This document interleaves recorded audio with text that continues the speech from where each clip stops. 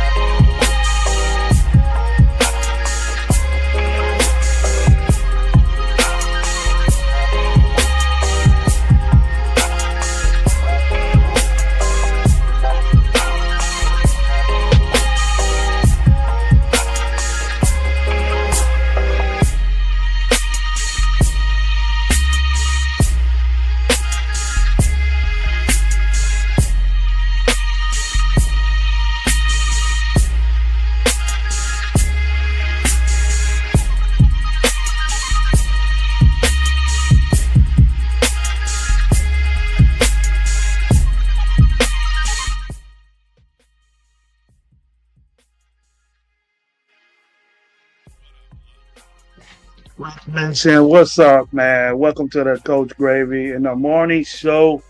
10 a little bit after 10.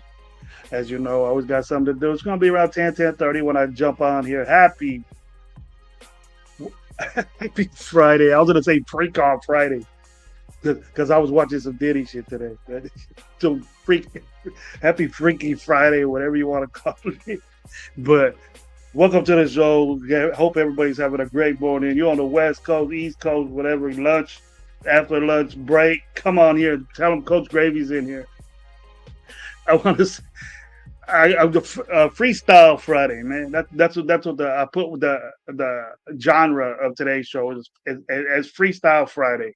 Let's talk about what's going on as far as Raider Land, personal views. I want to bring up something that's a kind of a touchy subject. Got some people in the house leaving some comments. I want to say what's up to them first and foremost. But check this out, man. This show right here, this Coach Gravy show, is powered by Raider Nation Live.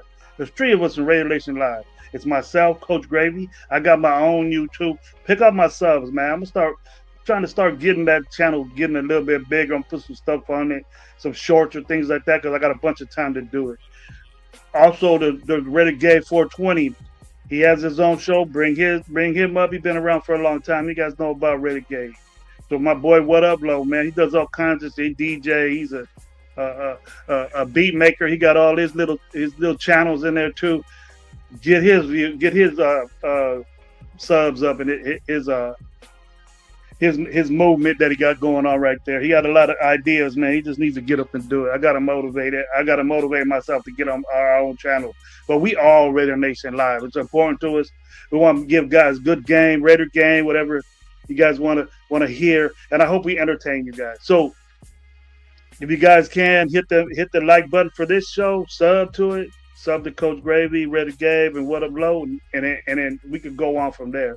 But today I just wanted to reach out and have somebody have a freestyle Friday. Talk about what's going on in the Raiders. There's not much. We could talk about the old school. We could talk about the past. We could talk about what we concerns we got and what we don't. You get back at me and some views that I have. And I've been watching a lot of shows. I've been a lot of shows on because everybody's in the same boat. But you can you bring up things and start your own subject. You know what I mean? That's the benefit of being on YouTube or being a content creator. Start your own shit. You go on with the flow, you're gonna be just like everybody else. So, but you know Gravy's not. I always got my own shit to bring up, but we're gonna do that. First of all, man, I want to say what's up to my boy Mike Guerrero, man. He said Gravy Fresno fine. It's my B, bro. My B. He also wants to say, and Gino, I trust. Me too, brother. Me too. G Mokes, what's up, man? Thank you for being here with Coach Gravy, man. I always appreciate it with you here. We got my boy Robert Pena. What's up, man? How you doing? My boy Auntie Six is in the house. Signed two-way superstar. Dustin can play halfback and said, I see that, bro. Now I know what you're talking about. Now I know what you're talking about. I seen that. I seen that whatever was put out there on that, and that's weird shit. My boy Robert Pena again. Raider Ryan, thank you for being here, man. Good to see you, bro. Vitamin A12. I don't know about that. It's 3 on soft. Yes. Dark. What's up, man? He's here early today. Usually a late comer. Pena Dustin, 2028. My boy says. Jeffrey, how you doing, man? Thank you for being here early show. Salute Raider Nation family. He's saying Mike Guerrero again, bro. What's up? Ready to go, my boys here in the morning. What's up, man? What's good? What's good, Nate? Salute Gravy. Happy Friday, man. Great Friday. Beautiful weather in Fresno today. It's in the 80s. We go from 102 to 80 like overnight. Man, I'll be sleeping good, man. I'll be sleeping good with that window open, man. I have to turn on the AC and shit, man. Saving money. I'm gonna get that solar. Me and Mama Gravy looking into getting a pad, another pad over there on the good side of town. Get out all this mess over here, and then we're gonna. It's hard to leave though. It's hard to leave the hood for me, at least. But I don't get all into it no more. But hey, you feel like ease. You feel safe, comfortable. But Fresno got a homeless problem, and it's bad over here where I live at. Anthony Estrada, what's going on, man? How you doing? You saying what's up to everybody? D Mokes. I did, man. I accidentally said freak off Friday, bro. That's crazy. James Furpo, what's up, man? How you doing, bro? Here we go. Here we go with D Mokes with the he's starting to bring in some crazy shit. So word on the street, Wilkins needs to get surgery. That rough, buddy. Yeah. Where you get that from, bro? How many people told you that? Now, if that is true, I haven't seen it, but like when respectable people start saying this, so we ain't hearing nothing. And D Mokes, you might have something might be going on there. I'm not saying nothing yet, D Mokes, but I will be. Lolo, all in the Darren Waller's greatest hits as well. Yeah, he produced that shit. Nah, he's not that whack. Low ain't whack making beats. Yo, what's the deal? Anthony Estrada, salute James Furboy saying, what's up there, buddy? What's up, Jeff? Feel like feel like you hear the topics I'm gonna talk about? Feel like coming on, man? Just let me know. Give me a thumbs up, like personal or whatever. You don't have to do it in the chat. Send me some. Tell me, hey, you want to talk a little bit? Gonna get something off your mind. And also, bro, if you could get in the chat. I heard your live yesterday. Felt a little wanted to see if my audience, it's the same audience, or maybe about that little man named Raider that wanted to get some a little bump up. I don't know what my show could do, but hey, if my show can benefit that little boy, man, getting better today, then if you want to do it in the chat, send that link in the chat for his GoFundMe. I will let that happen, bro. So if you want to, go ahead and put it in the chat. It'll be a good GoFundMe from a little 3-year-old boy. His name is Raider, I believe. His family, he has cancer. He's having a major surgery. I think it's brain cancer. He having major surgery today. Little 3-year-old boy. And it doesn't matter if he's a Raider fan or not. We should feel compassion for this little boy. And you know, you have children, you know what that feels like, and the stress it is on parents, and they're not thinking about nothing. They're not thinking about working. They're not thinking about anything. So, you know, it was just, I guess, a little donation or something you can put in a GoFundMe to help this family out from you know, worrying about, you know, doing other things besides worrying about their little boy. They shouldn't have to be worrying about that. So, Jeff, if you want to do that, man, go ahead and put that in if you want, bro. Hey, Gone, what's up? Red Ryan, what's up? Damn, Gravy, that's a king size cup. You know what, man? Yeah, it is. I take medication, and then I gotta let it kick. I gotta kick for it. So coffee in the mornings are out for me. So I start like 10. I have 2 cups by 11, and then I'm done. This is 2 cups right here. The medication I can't put caffeine real quick in there, but if I was. But it's gonna go down, man, as I get better, as I recover more. Then I'll be able to drink my coffee in the morning. Yes, sir. Yo, Mike saying, "What's up, Robert Pena? Good.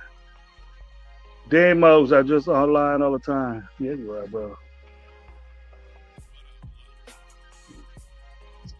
Oh, mention is reliable sources of it's Mitchell Rans, and what you guys think about that? Sam Taco, what's up, man? How you doing, bro?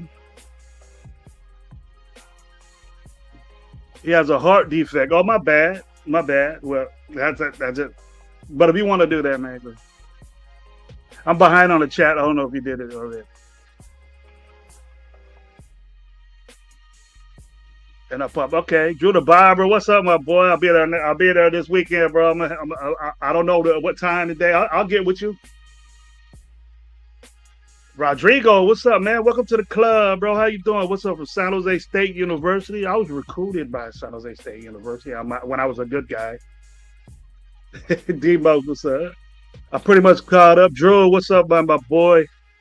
Glad you're watching, man. Keep it up. Put it on that big old TV in the barbershop. You live in Fresno, man. Go to my boys at the Fade Lounge right there in Clovis. Beautiful, beautiful clothes. Go over there and see my boy Drew, my boy Paco. He has a bunch of other little associates there that have their own people. But you from Fresno, man? Go get your fade lined up, your beard lined up. He makes me look all nice and shiny when I'm there. Sam Taco, what's up? The best barbers in Fresno, man, right there. Drew, the barber. He's a big time Raider fan. You guys probably met him if you've been through the tailgates with us over there in LA. You met Drew the barber and his lovely girlfriend or wife. He's doing things over there. He's doing things over there. But check this out. Trying to divide our nation. Here we go, D-Mo. It's a pretty hot subject right now, D-Mo. So I watch every Raiders YouTuber except trying to divide our nation. Like Low Life Win. I don't know who that is. I don't know who that is. But if your point, California Day, what's up, man? If your point is to, I get this all the time too. People, I get, hey, Gravy's a negative dude and all this stuff. It's just the way I watch football. I'm tired of losing, and I've never been give it a chance, guy. You fuck me, what I said. I'm not with you. Alfredo, what's up, man? How you doing? I got some people up in here, man. Thank you for being here, man. Always. What's up, Alfredo?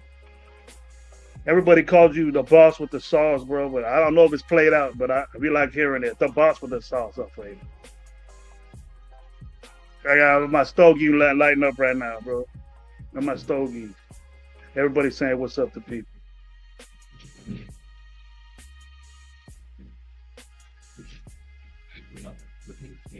Morning stogie and coffee. I said be the name. But check this out. Subject my first topic. And it might be an itchy one, toughy one. Desert Raider, what's up, man? Thank you for coming up this morning or wherever you're from, man. This afternoon. It's in between right now. But Henry Ruggs.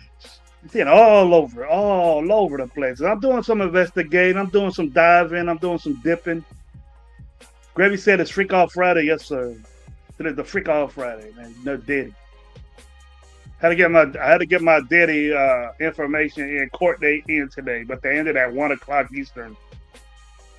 So is it? They tell you everything that's being said inside the courtroom. How freaky these people were. All these people are freaky. All these people are freaky. The crazy shit going on in the entertainment business. Freaky ass shit. You want to be a rapper? That's your motivation. This is the shit you're gonna have to deal with. But getting into it's the guy. Low Life Winnie is the one who started a car divide online. He has become the Saints fan after he left. Good for him. Fuck him. Oh, you talking about Wi-Fi? I tell you who started the Raider one, and I don't care if you like him or not. And I know he doesn't give a fuck. But my boy Cash Lord, he started that shit years ago. I jumped on that shit. You see Cash Lord? Boom. That's it. He's the one that started it in our circle. He was happy as hell when we got rid of him. And I jumped on that wagon after he said a little bit because he made me like I used to keep my mouth shut for a long on what this dude did. And I don't want to talk shit of him. I said, fuck Derek Carr. And I'm from Fresno. I still say it now. This right here is not Derek Carr. This Fresno State. Fuck Derek Carr. Fuck Derek Carr. And I'm semi fuck Devontae Adams too. Semi. I didn't blame him for bitching about the quarterbacks. But Henry Ruggs, okay, gonna get ready to get out next year. He's getting out next year, 2026, and the people. I hear everybody saying different views. You know, people are upset that he didn't get a lot of time, and people are upset that he should do this for the people, do that for the people. First of all, Henry Ruggs is not ever gonna forget this what he did, and people think that he's gonna walk around thinking that he didn't do nothing wrong. I'm sure, and you can pretty much figure out Henry Ruggs. It doesn't look like he's sitting there saying, "I don't give a fuck what I did," or "I did my time and that's it." You know, everybody that's been people could say what I'm gonna say.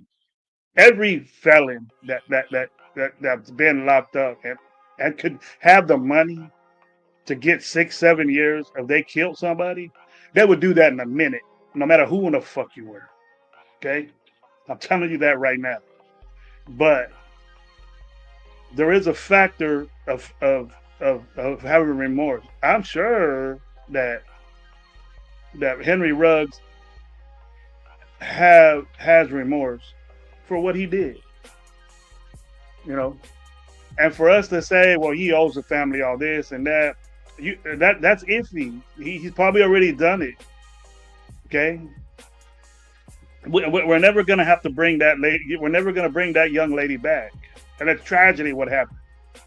And I'm not saying that it was okay that what Henry Ruggs did, but Henry Ruggs, on not on his defense, but just saying, the uneducated people that are gonna walk around and say, well, he should rot in jail for life and things like that. We pardon and we let people out that do bad things, and we worried about this. We worried about this. There's serial killers getting released, pedophiles getting released, and we worried about a young man that is remorseful to the T. He's not walking around saying, "I don't give a fuck what I did." And if he comes out and does something, it comes out and does something like for everybody to think about driving drunk or speeding or doing things like that, then I agree. He should do that. But always, if he goes to the NFL, half his contract to the family all the time, and they're like that, it's up to them. We don't know what they're saying, and they're not going to say probably nothing. If they forgave Henry Ruggs already, that's up to them. We cannot say that. But as far as Henry Ruggs is concerned, does he deserve a chance? This young man at his age right now is going to walk around this earth for the rest of his life as a convicted felon. And if you don't play, this is all he knows. So this is the only thing he knows how to do. And the NFL knows that. And I don't give a shit if the NFL lets him back into the league or they don't. And we cannot say that the Raiders want him and that he did a very serious thing that messed our team up, that messed it up. And we went like on a 5-4 game losing streak right after all that shit happened. It brought up a lot of shit. What's up, Egalitarian? How you doing, brother? Thank you for being here, Radio Nation Live Podcast. Yes, we're on, brother. We're on. My opinion is being a little sarcastic. Yeah, the dog too. But, in all seriousness, bro, we do not know what you have to do in life being a convicted. Some of us do know. Okay, and I'm not gonna talk about myself. I ain't gonna tell you about myself, but I've done some bad things, and I appreciate being out here, being able to do this. I'll tell you that.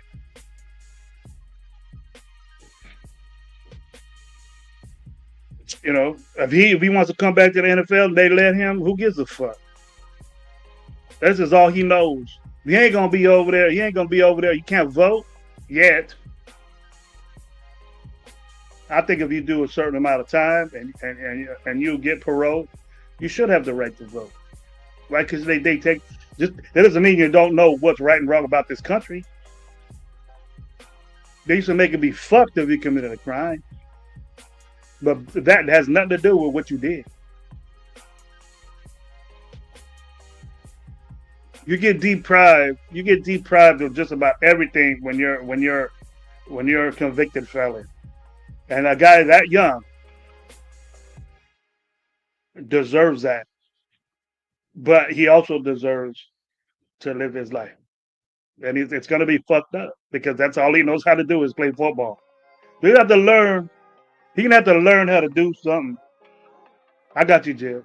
He's gonna learn how to do something else, and I hope he does, man. I hope he does. It's a real touchy subject. That's just my view, and that's what I think. About it. That the remorse is there, and he's gonna know for the rest of his life what he did, and it's just it's tough. California Dave, here we go. California Dave says, I wish number level, but he's not on our team. He's not going to be on our team. I don't think that. It fucked up our team. It fucked up our vibe right here. And I think that it's going to be a different type issue if he comes back to our team.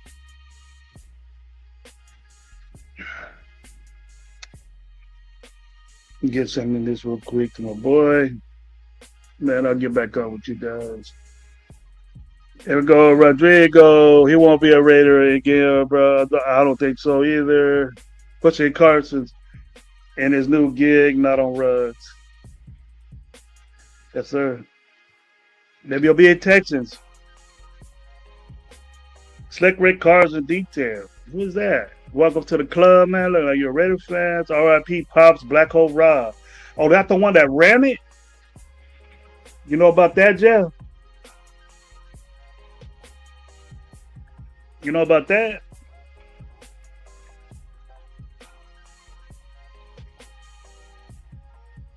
Shout out, man. Come back. Check us out. Sub to our channel, bro. You bringing bad news, but it's cool. You're bringing bad news, man. Shout out to all of us, man. Coach Gravy, Raider Gay 420, Tyler Black Hole. RIP anybody that represents the Black Hole. Cool people. A party with you guys before. Good people. Right back at the Oakland days. But that's one subject, that I've been hearing a lot about. People have their views on it. I got my view on it, and I hope that we consider, we could bash the guy and we could talk shit on what Henry Ruggs did till we fucking blue in the face. But we don't hear that the family forgave or did anything like that, and we have to respect them for it. Maybe they won't or whatever. But Henry Ruggs is not coming back to the Raiders. No matter where he goes, it's going to be a big issue. But it's a big issue for them. I don't want to see Henry Ruggs all over my fucking what's up with the Raiders feed. You know what I mean? Everybody's saying what's up.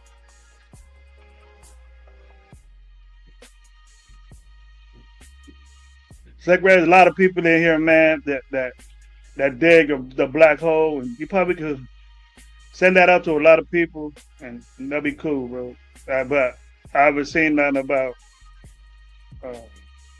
Rob. Was that the one of the founders of? It wasn't. Yeah, it was. But I'm sure he went over that dark. But publicly, it should have been better, But I'm sure you can't feel nothing but feeling fucked up for that. And he have to deal with killing somebody for the rest of his life. If he's cool with that, then he's not a good person, man.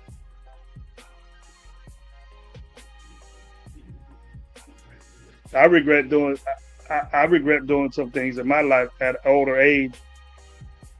But then You know, you're probably at the point where people are pumping you up to come back, come back, come back, this and that. He doesn't even know if he has. You gonna talk about training and you doing this all you want, bro, but there's no guarantee that that the NFL is gonna have you come back. I have no pity for him either, but he did what he did.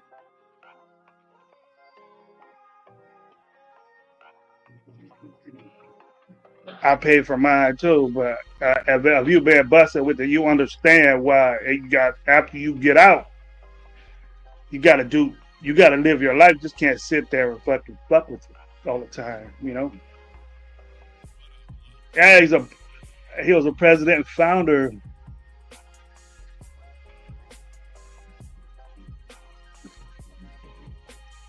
Yeah, Robert Zavira was the president and founder. I'm new to the channel. Watch it, man. Tell people about it, bro. Tell people about it, bro. And we're gonna do it. We got our boy Riddick Gabe. He lives in Riverside area in LA. And what up, Low? These dudes ain't here with me, but we have a show on Sunday coming up. And I think we'll get together on Sunday. Come up, man. Watch that. And then we got what up, Low, man? I'm from Fresno, and so is Low. We're from Fresno. So I would say, because there's two of us, the base is Fresno. Got my boy Raider. I got Jeff in here. What up, Jeff? How you What's doing, man? going on? How's your afternoon going? So far, so good, man. How you doing? How's things? I'm doing great. Doing good. I brought up this. I looked to see for the last 2-3 days, looking at trying to get information about the Raiders. What's going on with Raiders? Not much. But I see Henry Ruggs all over it. I didn't like talking about it, but Yeah. I had to give my view and what I thought about it. Uneducated people about the system that really don't know nothing about it. And I'm not saying that I got plenty of knowledge of the system, but I do know about it. But it's just weird to me, you know. Yeah. What's your take on that? You talked about Ruggs on any of your great shows you have? Not lately. No. Put that in the fridge. Sorry, hang on a sec. Giving him his refill. Doing a coffee flop. Oh man, they go get you that Dunkin' Donut stuff, or do you have it made for you? The wife goes out to. We got a Dunkin' Donuts like right at the top of the street, so I run on Dunkin' Donuts, man. That's if I could replace my blood with Dunkin' Donuts, that they could be happy. And it's all decaf too. I can't drink regular caffeine because of other medical stuff. So it's all decaf all the time. Just the taste and the nice cold coffee. So, what I see you drink it all. I see you drink it all the time. What up, Cool Kev? How you doing? We've talked about it before, and I tend to find that the chats are usually split 50-50 on whether they want him back in Raider Nation or not. It seems like the majority of them are okay with him coming back in the league. I mean, he's done his time, I guess you could say. I have a hard time accepting it just because of what I've done in my life with the fire service and everything, and I've seen my fair share of shit like that, and I don't have as much remorse for someone when that happens. It's a tough situation to kind of get behind. For me, why should he reap the benefits of coming back to the NFL, making millions again, when this family's, they lost a loved one. Her life is over. Yeah. I don't know if they went on a civil suit after him or not. I don't know the particulars. So that's just a tough pill to swallow for me. He can just move on like nothing happened. He took a life, man. He made a bad decision. A really bad decision, in my opinion. I mean, nobody should get behind the wheel when they're that intoxicated. And then to go 100 and I forget what the speed was, but like 125 plus. I mean, I've seen a video of the car further down the road going by, and it was just basically a red blur. And that was because of the LED lights underneath the car, and the next thing you know, rear ends this lady and her car just bursts into flames.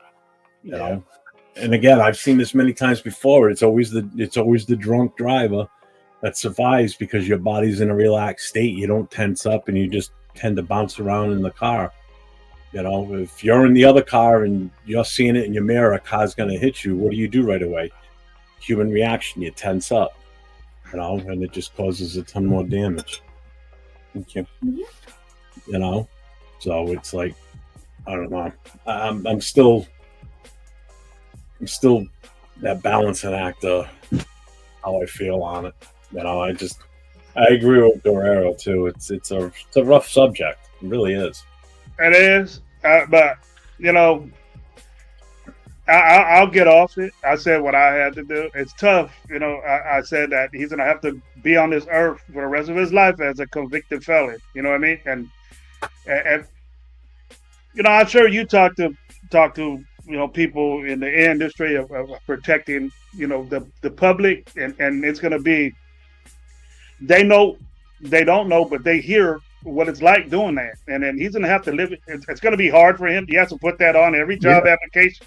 If football doesn't pan out, you know what I mean? And he's not going to be out here getting millions of dollars. He's going to be like a UDFA, you know. He's going to get more money than somebody that works at a convenience store. Exactly. No. Vicky, what's up, man? So we think he's going to come out and sign a contract for fucking $6 million for 2 years. That ain't going to happen. No, he's gonna get punished. Not the first one, anyway. I mean, it could turn into something like that if he comes out and he shines. You know.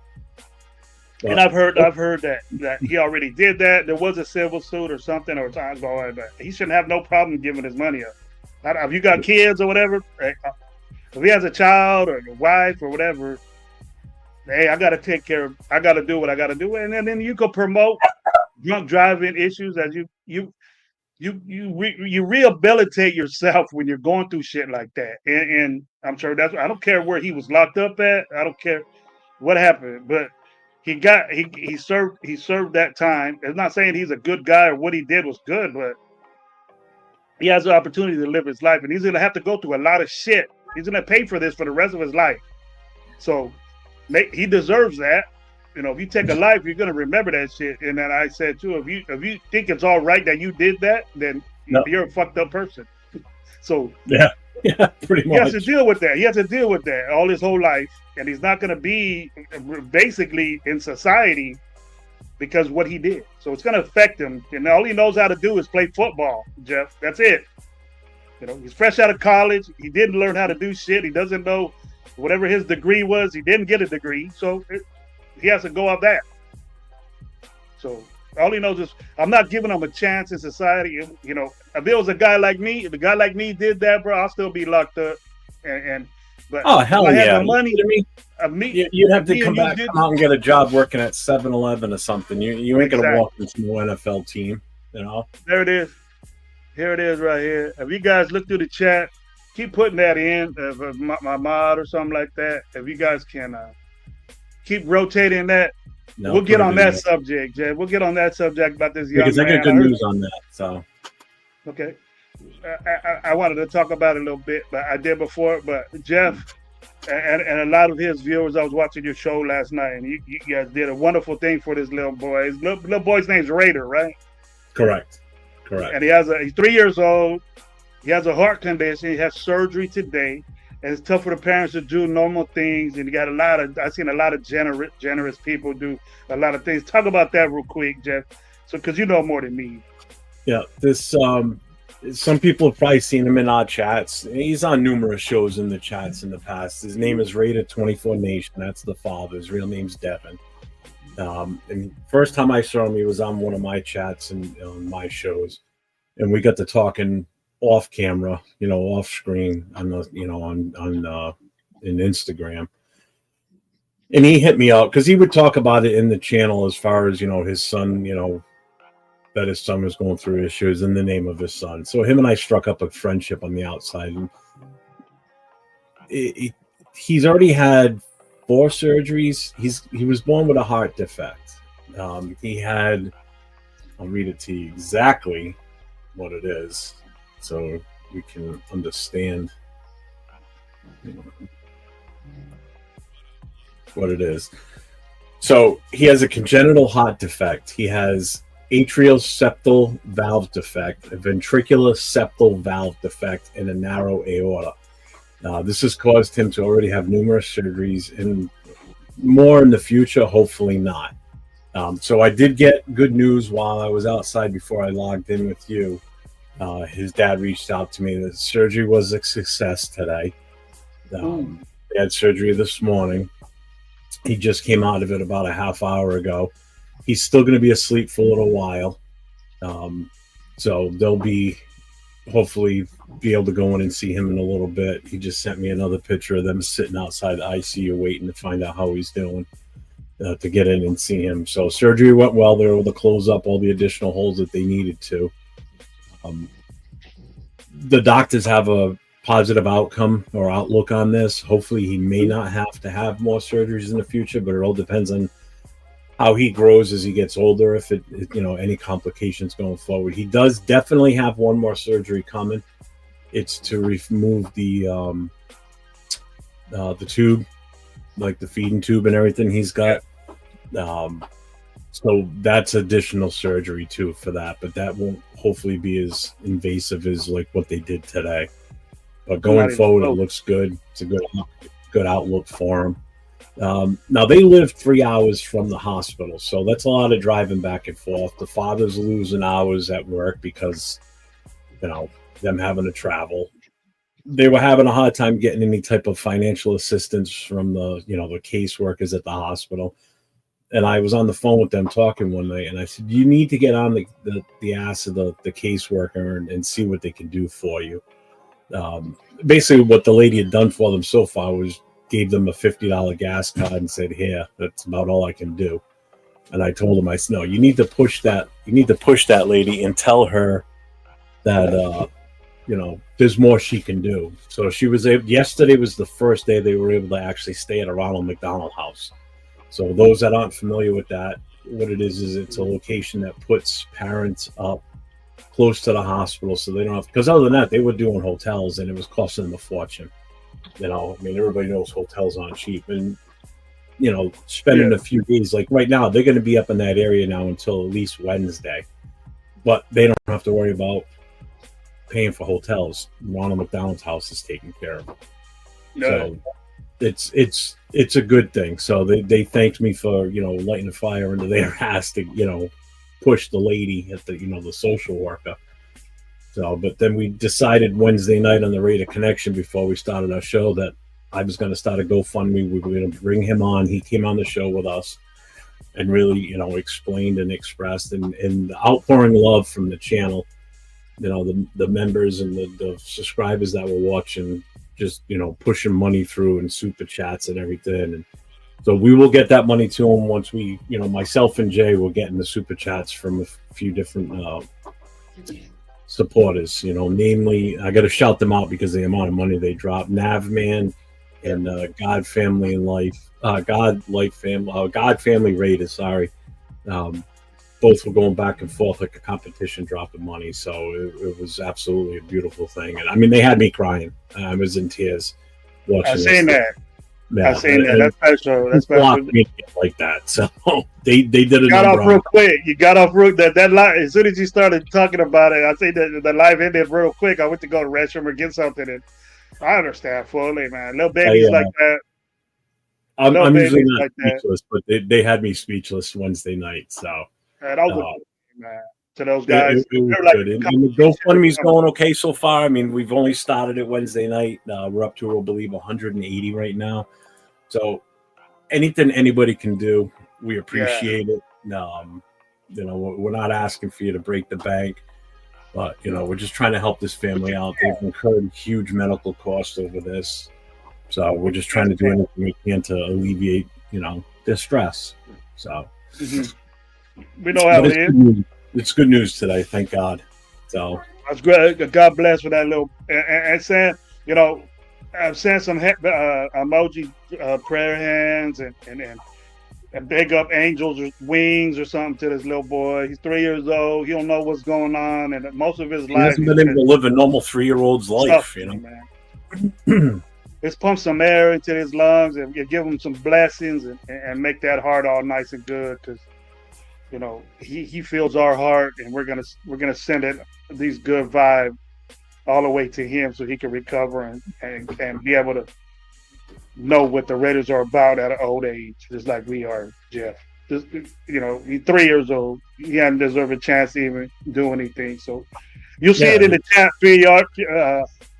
periodically. And my moms, Mike and D Menace. What's up, D Menace? How you doing, my brother? Dark. If you guys could get that float in there every once in a while, so I could get to the chat, and then that'd be great, man. I appreciate it.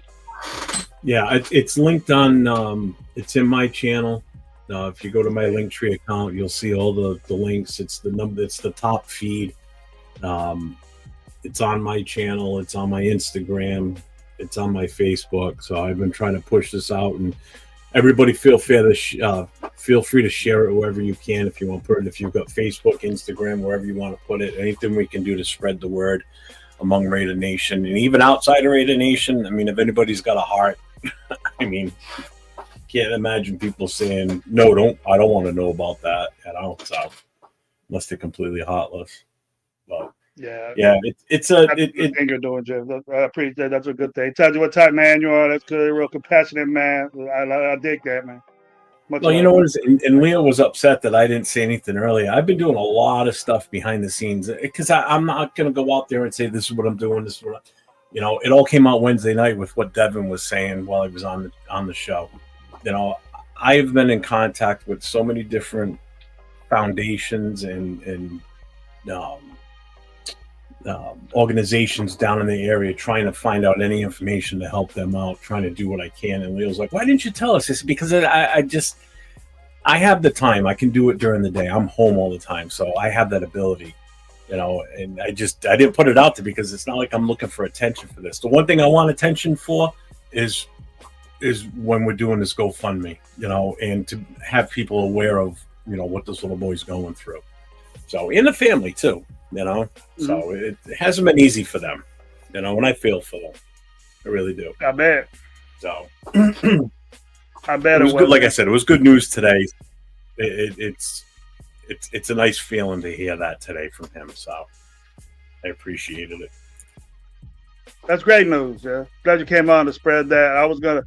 I said a little bit of it, but I didn't want to, really get into the gist of it because I didn't know, everything. I thought it was something to do with it, but it's for his heart, and let's get that little baby heart going, get it full of strength, so so it could be he could live his life like a normal child supposed to have fun, play with stuff, and he doesn't know any better right now. He's just probably scared as hell. Feel bad for him.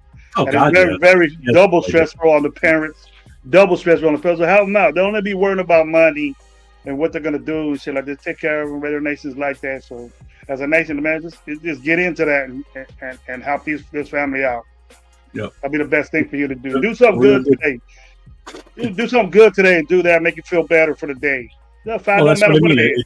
It's a real feel-good story versus some of the bullshit that's going on in this world right now. Mm-hmm. Between stuff in the Middle East, stuff going on in our own country, and this is something that you feel good and get behind. That's going to be a positive impact on somebody. There's too much negativity. Talk about that, Jeffrey. I named the show Freestyle Friday, bro. So we can talk about that if we want. It's ridiculous. Not political. Not you say anything about Israel or anything like that, your show will get cut off. But if you discuss and just don't say no names, it'll be all right. But if you say something and you're political about that part of the world, YouTube doesn't like that, and I don't know why, but we can have our views. But I like to stick it into the now stuff. That stuff's way over our head. And whatever our views are, that's your opinion. But oh yeah, I mean, I don't get into it in that aspect, but I'm just saying with all the negativity going on, you got this one situation with this little 3-year-old boy. If you can't get behind that and support that and feel good about yourself after that, then check your pulse because you ain't got one. Yeah. With all the negativity, even within Raider Nation, it's like this is something that should quell a lot of crap, and make people work together to help someone. So Jeff. Sometimes, I've come to where I got used to what YouTube is, and I don't know if you've done it already, but I've been on a lot of shows. And I got my own, a while back, but it's sane. It's good motivation for someone to say, "Hey, let's get all of us and reunite together and be as one and stuff." You're gonna realize that ain't gonna happen. You know what I mean? Everybody in this. Everybody's got a difference of opinions, no matter always, who you are. and it's not opinion. I want to open this. It came from the black hole, so I got that today. Oh, you know what? Jeff? A gentleman came on this show and said the president of the black hole, he passed away. His name was Joe. Oh, Raider Rob, right? Is that what he said? Raider Rob passed away. He came on right before you came on. I asked you. I go, say that, didn't he? Was it recently? I thought he passed away a few years ago. Just right now, bro. Just right now, he came on my chat and said, "Just want." I'm gonna get to him right now. I'm looking back. He has a business, IG. It's called Slick Rick Cars and Detail. He goes, "Yeah, Robert Vera, president and founder, have passed away."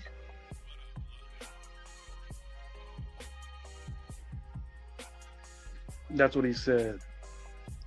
I'm seeing that now. Yeah, it says September 20th, 2021 on Facebook. That he passed away that long ago? I don't. Yeah, Black Hole Rob was the co-founder and global president of the Black Hole. Yeah, because that's who was in charge before Mark Jones took over. Oh, he was saying R.I.P. my pops, Black Hole Rob. I don't know if it was at 10:49, so it was like 30 minutes.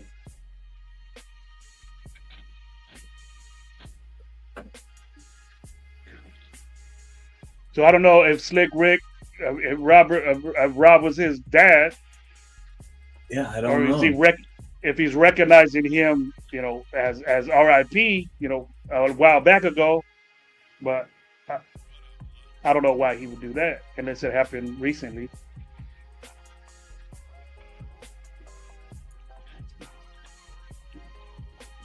Maybe it was today, and then they're so that, or yesterday, and they haven't put it on there. I don't know. That's why I'm looking through other messages right now. Because I remember you said you had just recently got on the black hole. Yeah, I took over the. Jason Down said it was right after we left Oakland. That was a while back.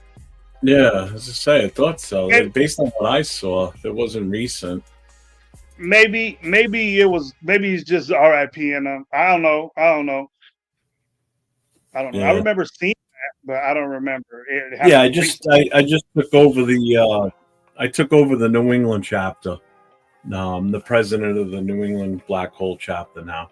So I bought a vest the other day, but this just came in down today too. All right. So I got the you patch. got one of them biker vests. You got a biker vest? Yeah, I didn't go leather though. I went denim. Denim. I went with a denim. It's lighter. The leather ones, man, especially for my size, they weighed a freaking ton. I was like, good God. Especially if it gets wet, man, it's gonna weigh you down. It was also like $150 difference too between the leather and the denim. Yeah, so that's right. The denim has. That's why you got leather. denim.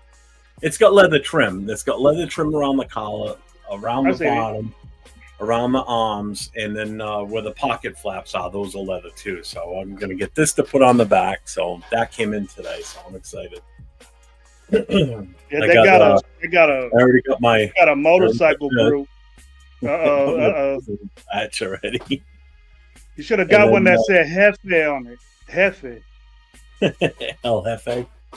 Yeah, you should have had that. I got a few other patches I'll throw on there too. So there's a group. There's a group. I have a couple of friends on that ride around on bikes and stuff that have vests and big old Raider symbols and shit like that on them. It's pretty cool to see them. Pretty cool. They're in Fresno. I don't have a bike. I think they're all over the place. I don't have a bike, so it's just It's gonna be me wearing the vest. So that's it. That's dope. That's dope. That's dope. I heard Mikey over here with something I've been hearing also. Should we bring in Justin Williams? You familiar with Justin Williams? He's a safety. No, I'm not. I think he's a safety from Denver,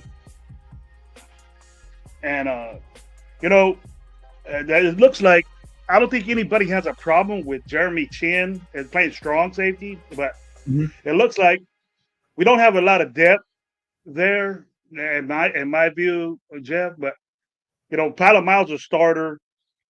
Justin Simmons is a starter.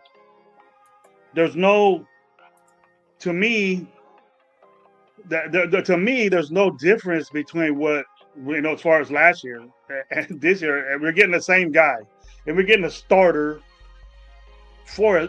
He's not going to want to. Justin Simmons is not going to want to be a backup for the Raiders. You're bringing him in to start for Palomar. What is your confidence? What is your confidence in Palomar, Jeff? I think he's proved himself. I'm fine with him. I'm actually not that worried with the defense, to be honest with you. I think they're going to be okay. Really? Yeah, because you know why I feel that way? Because I think our offense is going to outshine our defense this year. I think our offense is going to be the main killer out there this year versus our defense. Whereas in the past year or two, it's been our defense that's held us in check. I think it's going to be our offense this year that's going to shine. I think we're going to put points on the board where the defense isn't going to be out there and getting stressed being on the field so much. And that's the problem we've had the last couple of years. The offense has been so inept that the defense is constantly on the field because we're going 3 and outs. We're turning the ball over. The defense is spending, more than 40 plus minutes on the field. That's ridiculous. That's unheard of. Whereas I think we've got the build on the offensive side to sustain longer drives, to give the defense more of a rest. Granted, it's all still up in the air until we start, really settling into practices and see what everybody really, really looks like. Yeah. I've got faith in that offense this year. Somebody asked me the question the other night during, I think it was the Raider Connection show Wednesday night. They asked us, or Leo asked us all, if we thought the offensive line could be a top 5 offensive line. And I said, yeah, I do. I said, at least the top 10. He goes, really? I said, yeah, because think about it. Your offensive line is a product of whatever we do, especially in the running game. So let's just say for the hell of it, just throwing numbers out there. Let's say Genty runs for 1,500 yards. All right. Wow. That's already way better than what we did last year.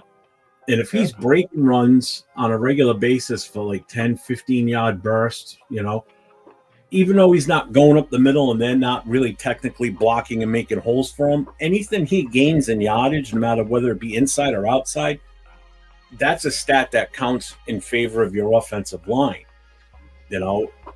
How many sacks are they allowing? How many passing yards is Geno getting? How many touchdowns? That's all calculated into how good that offensive line is. Just the running game alone is going to propel them with Genty back there. If he's supposed to be untackleable like they say he is, that automatically is going to move your offensive line up in the rankings. So that's why I think the offensive line could be pretty dominant this year, or appear to be dominant based on what we've got for talent. Last year we had 2 guys to worry about when you threw the ball, Jacoby Myers and Brock Bowers. Now you've got threats that nobody's seen before. You don't know what they can and can't do yet. Yeah, they may figure some of these guys out by the second or third game as to what their weaknesses are because they're rookies. But I still think they're going to be decoys more than anything. You're not going to be able to double team Bowers every goddamn play. It's impossible.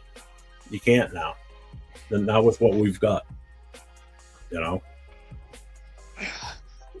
I agree with you on some of those thoughts, Jeff. But we're going to be different in opinion all the time. You know what I mean? No, the way I am. This offensive line is real. I think we're in the best situation as far as depth is concerned than we were last year.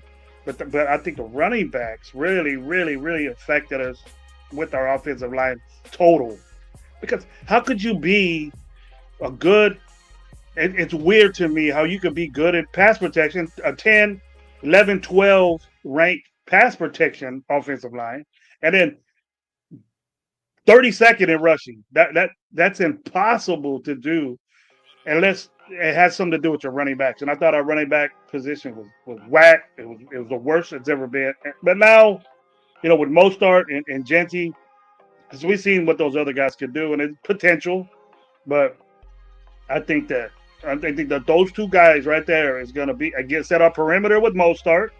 Mostart's not a real. Mostart gets away up the middle, and then fine, he's gone. We don't understand how fast Mostart is. One of the fastest at his age right now. He's one of the fastest men in the NFL. Oh yeah, he's unbelievable, blazing light speed. I mean, yes, blazing speed, and almost like these young guys with like Thornton, and he's hanging up there with the guys at 30-something years old. So and then Genty with this we got to see. I was so happy that we got him. You know that I pushed it for a long time that we needed this guy, and now that we got that type talent, he's a rookie. He's gonna do rookie shit, and we might be upset, and we might. I don't want to hear bust with Genty. Not on my shows. I don't want to hear that. So we give chances to so many number one picks, and we're known for that. Genty deserves our because he's gonna get the ball a lot. And then you hear Pete Carroll saying, "Hey, multiple running backs. It's not a running back by committee. It's gonna see. We're gonna give guys reps, but Genty is gonna get the ball a lot more than running by committee. Is one guy gets it, 2 plays later, another guy. That's running back by committee during situations. It's like an issue like Cleveland had with the what's his name in Kareem Hunt. And the other guy, what's his name? He got hurt, and it's like he was one of the number one picks of fantasy. But it's going to be that's a running back by committee where you got 2 good ones. You know what I mean? 2 Nick Chubb, yeah, 2 good ones. We ain't got a guy like Mostert's a perimeter guy, and Genty's all around breaking tackles, doing all of that. So that's important. But as far as you want to talk about depth. I'm not going by the depth chart, but my offensive line, and I wrote all this down, man. What I wanted, I wrote it down on my iPad. But what to look for about, I think that Parham would be a great left tackle, a good, not great, but I always say great, but would be a left tackle that will be starting because his best work in zone was with Miller with him. You know what I mean?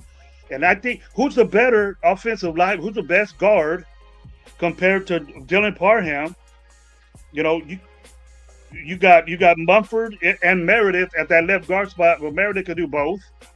And Mumford's gonna have to do both. They don't know what the fuck to do with Mumford. So why do you want a guy like that? He play tackle, that range is good, but Dylan Parham played the best at guard amongst those guys.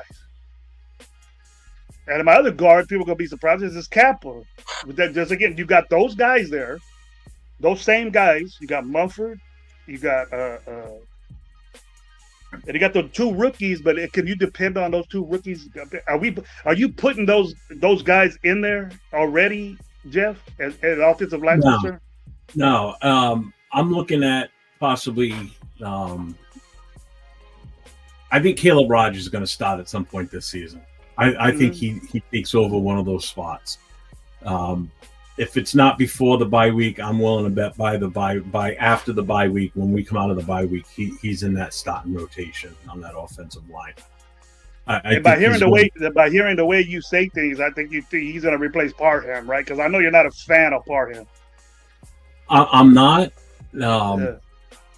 It all really depends on how Kappa turns out. Was last year just a fluke thing, or did he lose a step completely and he's going to be replaced quite quick? Right now, Caleb is number 2 behind Kappa. Mm-hmm. So I'm willing to bet if Kappa starts to fail or falter, they're not going to hesitate because they don't want to lose anything. You know, if he's showing signs that he just can't get the job done, and they feel confident in Caleb, then put his ass out there. What do you got to lose? You know, nobody's. You got a lot to lose, though. Well, you do. You as offensive lineman, I don't think. I mean, it's not like we're like a superstar team where we're gonna make, you know, where we're slated to make the Super Bowl and everything. This is still a new team, shit ton of new players. The only way you're gonna learn is trial by fire in some cases, you know. And if you've got him between Glaze and JPJ, or Miller and JPJ, whether he plays left or right, you've got strength on either side of him that can help him out and help him figure his shit out faster.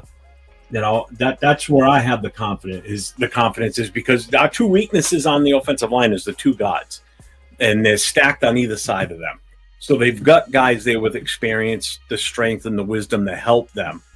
You know, whether it be Kappa or Parham or whoever, you've got guys on either side of them that have that experience and the ability to help them grow into that position, or to at least be serviceable. You know, this isn't like if we came out of a brand new offensive line, then I wouldn't be confident in Genty back there, because you're going to get the shit kicked out of him or Gino. They're both going to get crushed if this was a complete, you know, half rookie offensive line. Now you're talking a different aspect here. I still got confidence in the offensive line. I really do. I do. Where a lot of people don't. The lineup I said, Jeff, I'm comfortable with that. But see, our problem wasn't pass protection. Our problem was running the football. And that had a lot to do with both sides. But now, as you look at Chip Kelly, he's a perimeter guy. He runs a wide zone. He's a wide zone spread wide zone. That means these guys need to move. Now, we don't know if Rodgers can move at this level. Those guards are very important. You're right with that.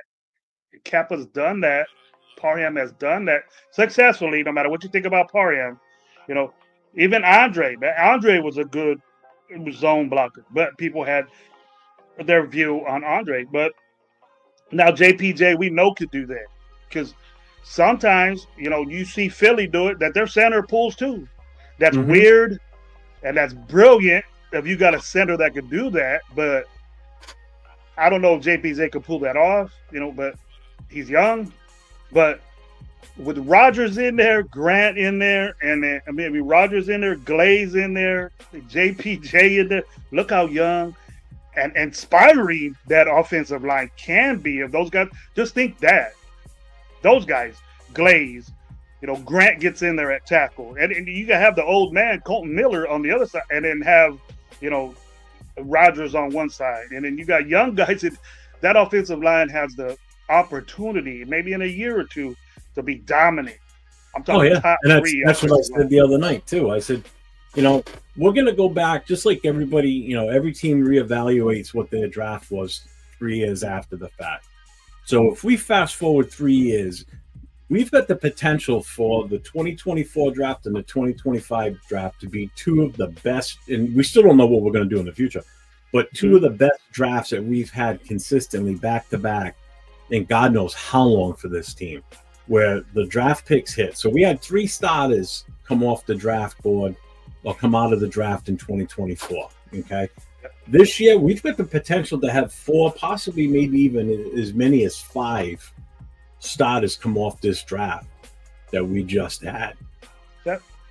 You know, and that's unheard of. It really is, if you think about it. That just goes to show you the level of talent that Pete Carroll and Spytech picked out of this draft, knowing that they can use these guys to the best of their ability and get in. Was it because of the overall need of what we had for positions? Yeah, but they made smart decisions on who they grabbed. I mean, Genty, going to be a starter. Porter, probably going to be a starter. Betch, probably going to be a rotational starting guy. Thornton is going to be that guy. And then now you start throwing in, what's his name, the 7th round pick, Lindenberg. He's making waves. There's a good chance you're going to see him possibly taking over the starting role at some point this year.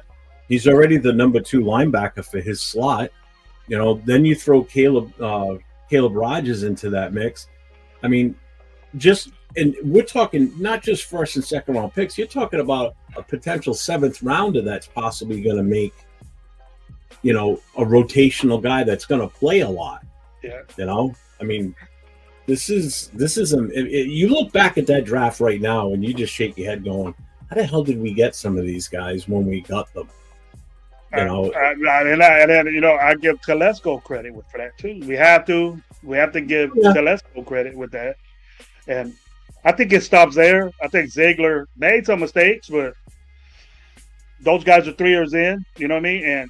And we're seeing not a lot of them get up there. But if we're going to sit here and say that the last two general managers that were running this team, even with the bad coaching we had last year, Jeff, those guys that they picked came up and produced, that means it wasn't coaching. It was them as athletes. That's why I always say, Jeff, that tells you right there what type guys a player has to be. That was the epitome of that, even with bad coaching.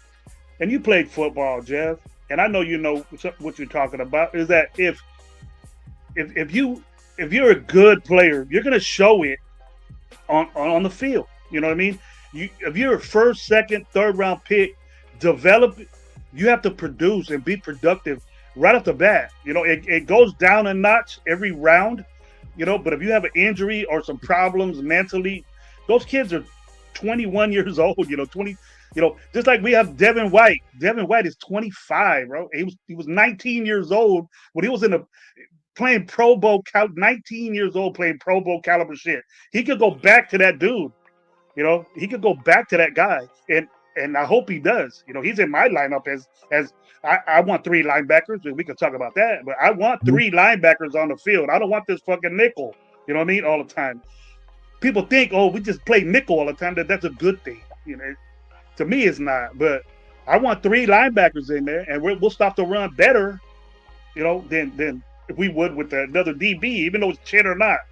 But just that just shows you that I'd rather have a big body linebacker in there than a corner in there, or even a safety guy. That's obvious.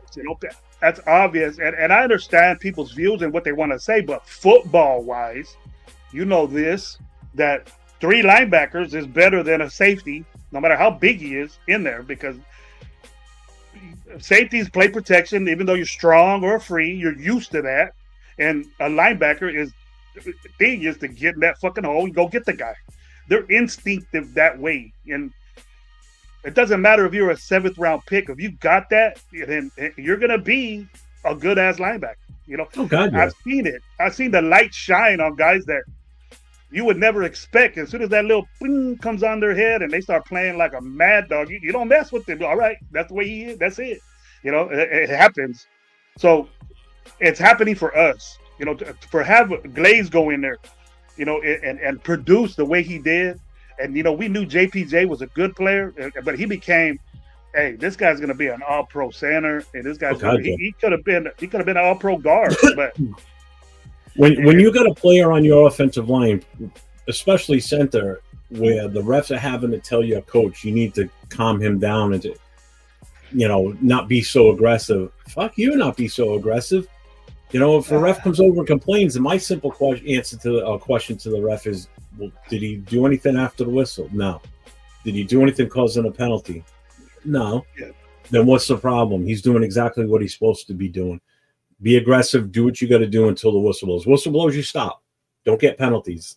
And that's exactly what he's doing. He's being overly aggressive, and that's how it should be. You're an offensive lineman, and they got to tell you to settle down. I think that's a good thing. Hell yeah, it is. We should be happy about that. That offensive linemen are softer, and they're nice guys. And hell no, man. There's some offensive linemen out there that have been some of the nastiest players in the league, more nastier than defensive players. Perfect example, Wisniewski. When Steve Wisniewski played back in the day, you didn't want to deal with him on a personal one-on-one level because he'd crush you, and he would just make your life miserable. He was one of the nastiest players out there, when it came to shit like that. People think the defensive guys are the mean guys. No, trust me, there's some nasty-ass offensive linemen out there. Like Jason Kelsey. I wouldn't want to go up against him. He'll maul you. You know, when he was in his prime, he'd maul you, just like JPJ's doing. He's going to maul you the best he can. The one thing I'm nervous guys about. like that. Yeah, oh God, yeah. You have to have guys like that. Guys that have that switch. They're on the sideline and whatever, and they're nice as can be. You look at them, they're smiling. They strap that helmet on and step over that white line To onto do your the job, field. you become crazy. You become crazy. That Brian Dawkins, the epitome like Brian Dawkins, man. He's like, but a nice guy, religious guy, family man. Next thing you know, he wants to take your soul, bust your ass up, knock the body out of your soul when he's out there on the field. Dude, I love that shit. But these guys like that. I don't care what they say. I don't give a shit. He played like you that. You want to talk about one of the all-time greatest that was ever like that? I know some guys in the chat probably aren't going to know who we're talking about. Merlin Olsen. Right there. That guy was one of the nicest guys on the face of this earth. Actor He's a guy that would do flower commercials and then would go out there and when he was playing for the Rams and would just if he had to rip your nuts off and shove them down your throat, he would have done it. That's just the way he was on the field. But man, off that field, he's one of the nicest guys you've ever seen or heard talk. Those are the type of guys you need, and we've got that with JPJ. You know. Welcome, Jack. How you doing? The one thing I am nervous about is what's going to happen with Colton Miller. You know, are we gonna as far as contract? Are we going to sign him before the season starts? If not, then we better start thinking about a plan now for what we're going to do at left tackle. Because if we end the season and we're still up in the air of what we're going to do for that, then we've already lost. We were already behind the 8 ball. You know, and I'm sure Pete Carroll's thinking of that. He has to be, because that's the focal point on your offensive line is that left tackle. They don't grow on trees, and if you don't retain him, because he's too good to let go, I'm sorry. You know, you name a better free agent or someone that's going to be a free agent next year at left tackle that's as good or better than Colton Miller. I'll sit here and wait because I don't think there is right now that's going to be available. You know, you ain't going to get it in the draft unless you get a phenom that's just unbelievable. If we get into training camp, bro, and if we get into training camp in July and he is not signed, most likely he's going to hold out. He's not going to go. And he's going to get fined and all this bullshit. If we don't sign Colton Miller, I'm going to go ape shit. And I'm going to we're doing this again. We're doing this again. You and me both. And then we're going to be all surprised and wonder why Colton Miller is not playing good in the beginning of the season. And when he does sign, get it done right now. Fuck all that other stuff, you know? So I'm gonna go ape shit on the organization. He deserved. What did Colton Miller do not to deserve money? I'm sure he's not gonna be asking for top tackle money, but he deserves to get paid because he's an intricate part of our offensive line. Nobody that I know hearing, and you got to be out your freaking mind if you're saying, well, we don't need Colton Miller. We got somebody else to replace him. We don't, for one. Nope. And he deserves it. What did he do not to get that money? Just like I said about Spillane. I'm saying his name right now. I'm saying because he's not on the team now. I even got bit personally. Maybe it was his family. His name is Spillane. They would put Lane on there instead of Spillane. I heard you say it yesterday on your live, the way I say it. Yeah, well, I saw you in the chat. That's why I said it. Yeah, the Low used to get on me with that. Low used to get pissed at me on show, though. You're Spillane. But he says every other name wrong, too. It's like I was saying that. When it comes to that, no. Don't let him bust your chops because he's no better. That's the only name I got wrong. And they like Jack Kenna saying every freaking name on our team wrong. You know what I mean? Oh, yeah. Jack Kenna says every name wrong. Wilkerson. Who the fuck is that, Jack? He still calls Farrell. You know, Farrell and Severe when they do Farrell, the content. Yeah, I was saying Farrell. Yeah, it's he Farrell. calls him Farrell. I'm like, it's Farrow. There's an H in there. It's silent, but it's Farrow, not Farrell. He throws L's in the name. Shout out to Jack Kenna, man. I met that dude. He's a hella cool guy. You just say Christian Wilkerson. Who the fuck is that? The wide receiver? That's the wide receiver, right? He didn't do shit. You know, he didn't do shit for us. How's he starting now? All of a sudden. What's up, Ben? But I say this, Jeff. I say, look, man, if we're gonna, we're gonna do this bullshit again about not signing our players that do things for us, and then there's no thing saying that he's still hurt. For what I know, he was there when he wasn't supposed to be there. You know what I mean? So when he's supposed to be there, I think if it's outlandish, they were saying, I was hearing some respectable content creators, or people that watch the Raiders, that keep up with the Raiders more than we do, say that they're not even close to money. So the habit of the Raiders right now is lowballing, I guess. We're getting guys for the cheap. They pan out. We don't know yet. Yeah. We don't know yet. And are you asking cheap shit from a top tackle guy? We can say that Miller is a top tackle in this league still. And are we doing that to him? I think that's wrong. It reminds me of shit, and I don't want to be thinking that way about this team. I think bad because I'm used to it, Jeff, and I want to get out that mode. But I'm not. I'm expecting him to be signed and ready to go. I am too. I am too, because there's a few different things here that weigh on this. Okay, as to why you would want to sign him.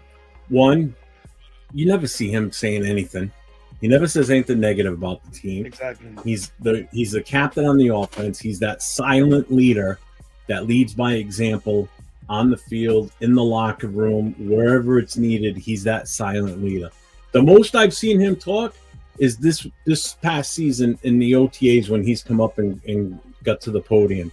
I've never seen him talk much more than that in the past. He doesn't post on Instagram. I mean, did you remember the last thing he ever put on Instagram? Nope. I don't even have him on Instagram. That's how you don't much even hear I don't even have him. You hear nothing negative about the guy. He's played his ass off for the time he's been here. Last year, yeah, he was hurt. Didn't look the same. But as the season went on, you could tell it got better.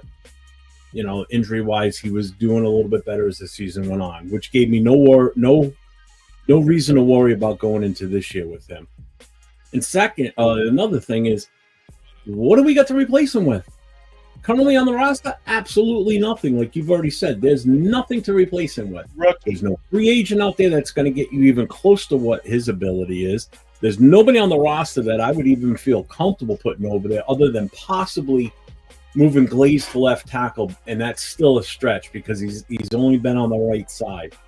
And to do that now is not fair to Glaze because he's just setting Glaze up or anybody else on the team for failure, to be honest with you. Even his backup right now, Miller's backup, is a huge downgrade from him. So why would you even not consider re-signing? He should have already been re-signed. And I agree with you 100%. If it's not done before the summer practices start in July, then we're fucked. We're screwed. Start bitching right off the bat. Yep. So, and that's what I'm going to do. And I'm gonna say, "Why? I told you. If Geno Smith is getting the sack blown up his back, or don't get hurt without Colton Miller there. Don't just expect that to happen. Your quarterback he needs to be comfortable, but who's around there? And then he's probably telling the organization, "Hey, I need this guy. He should be. He should be. I need this guy that's all pro, that's been an all pro, and I don't give a fuck if it was just one time way back from now. But he's constantly being mentioned top." By other people, top notch. They do things differently defensively because of Colton Miller. And we need to recognize that as content creators. We can't sit here and say, fuck Colton Miller. We got somebody else we can go pick up. Sharif, or I've seen it right now, Hernandez, or they're guards. And then we have a problem with guards. It can be mentioned, but because it's different. We already know what Colton Miller could do. He was hurt last year. They didn't let him recover. He went in too fast. And but at the end, when he got healthy, he played better at the end of the season. And he's a very good run guy. See, offensive line nowadays, Jeff, if you paid attention to the way the schemes are now and the way up-to-date stuff, is that tackles, they just do what they do now, what they did always done. They're not expected to pull that much. They just got to get good feet and just slide. Get the guy and just slide with them. Guards are pulling. which you rarely seen before. You know, you rarely didn't see Well, your guards and your center are usually the three smallest guys on your O line anyway. Your tackles are your biggest guys. You need that beef on the outside.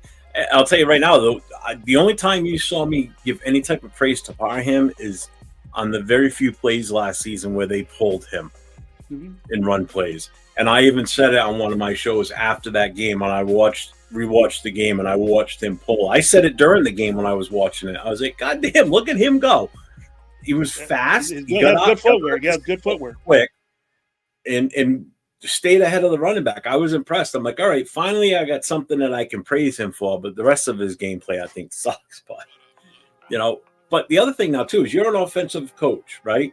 Mm-hmm. So let me ask you this. You go into the season, like right now, they're doing all these practices and the OTAs and everything, and Miller's there. Miller's participating. So you know he's your left tackle.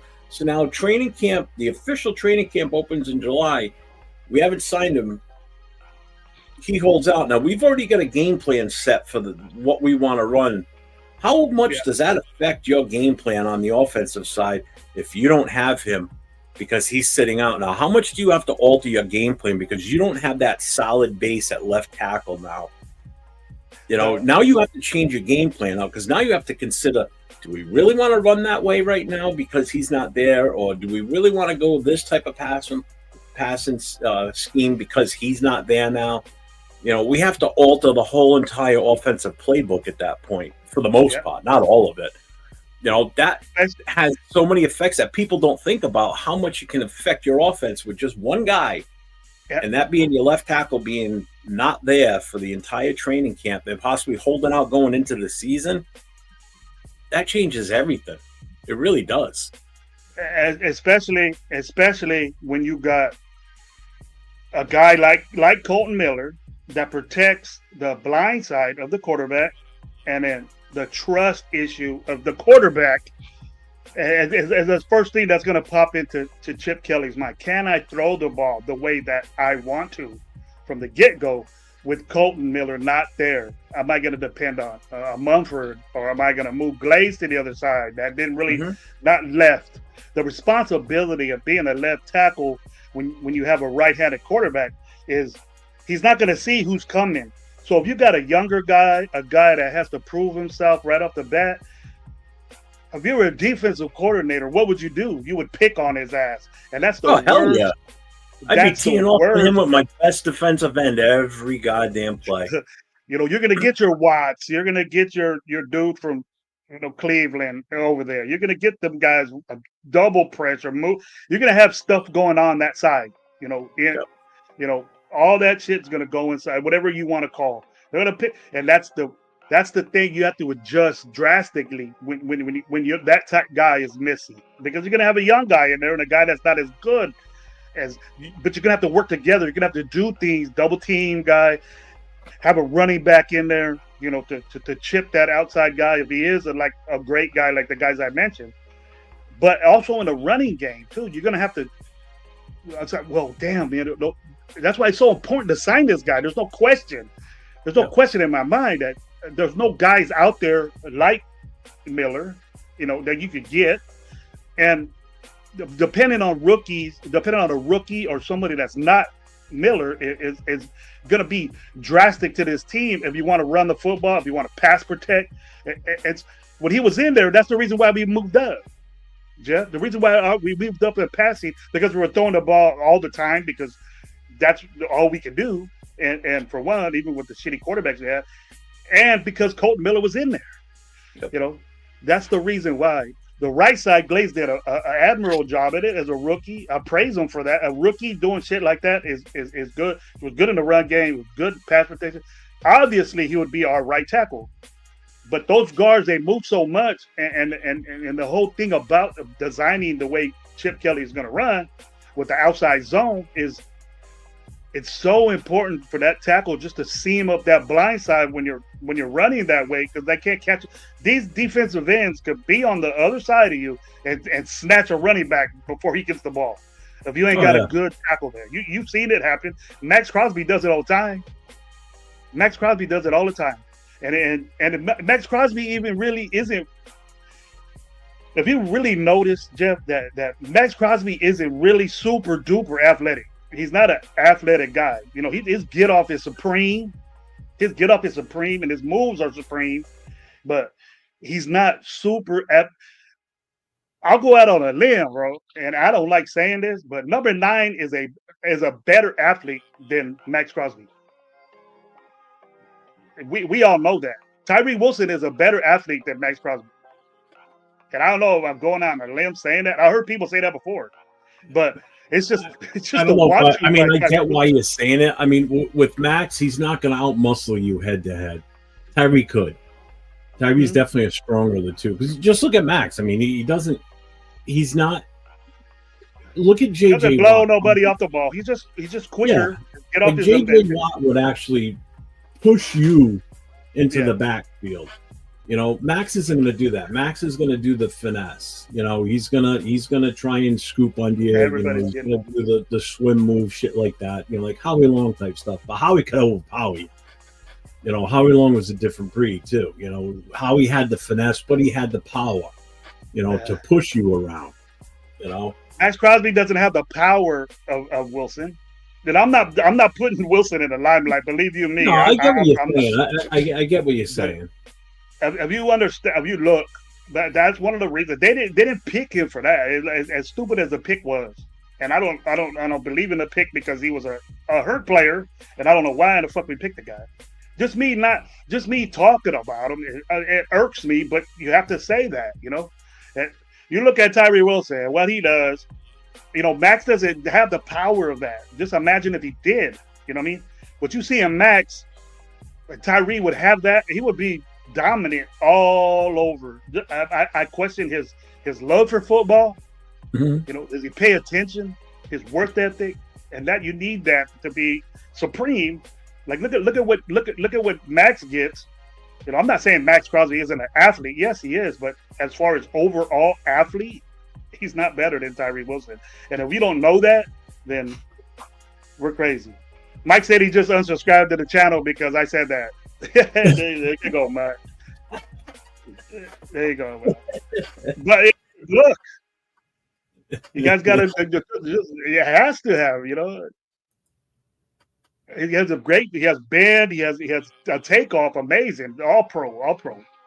Well, all pro takeoff. You know, when people still talk about Tyree, you know, like, oh, we still need to see something. We're in year 3. We're starting year 3 of a number 7 overall pick. I was done with it before the season started last year. I'm sorry. I agree with you. You know, when you pick somebody in the first round that high, like, could you imagine if they say, well, Genty's going to sit for you because you really need him? Screw you. Then why did we pick him at number 6? You know, if in 3 years from now we're still sitting here saying we need to see something from Genty this year, this is year 3. Kiss my ass. We should have seen something from him the first game.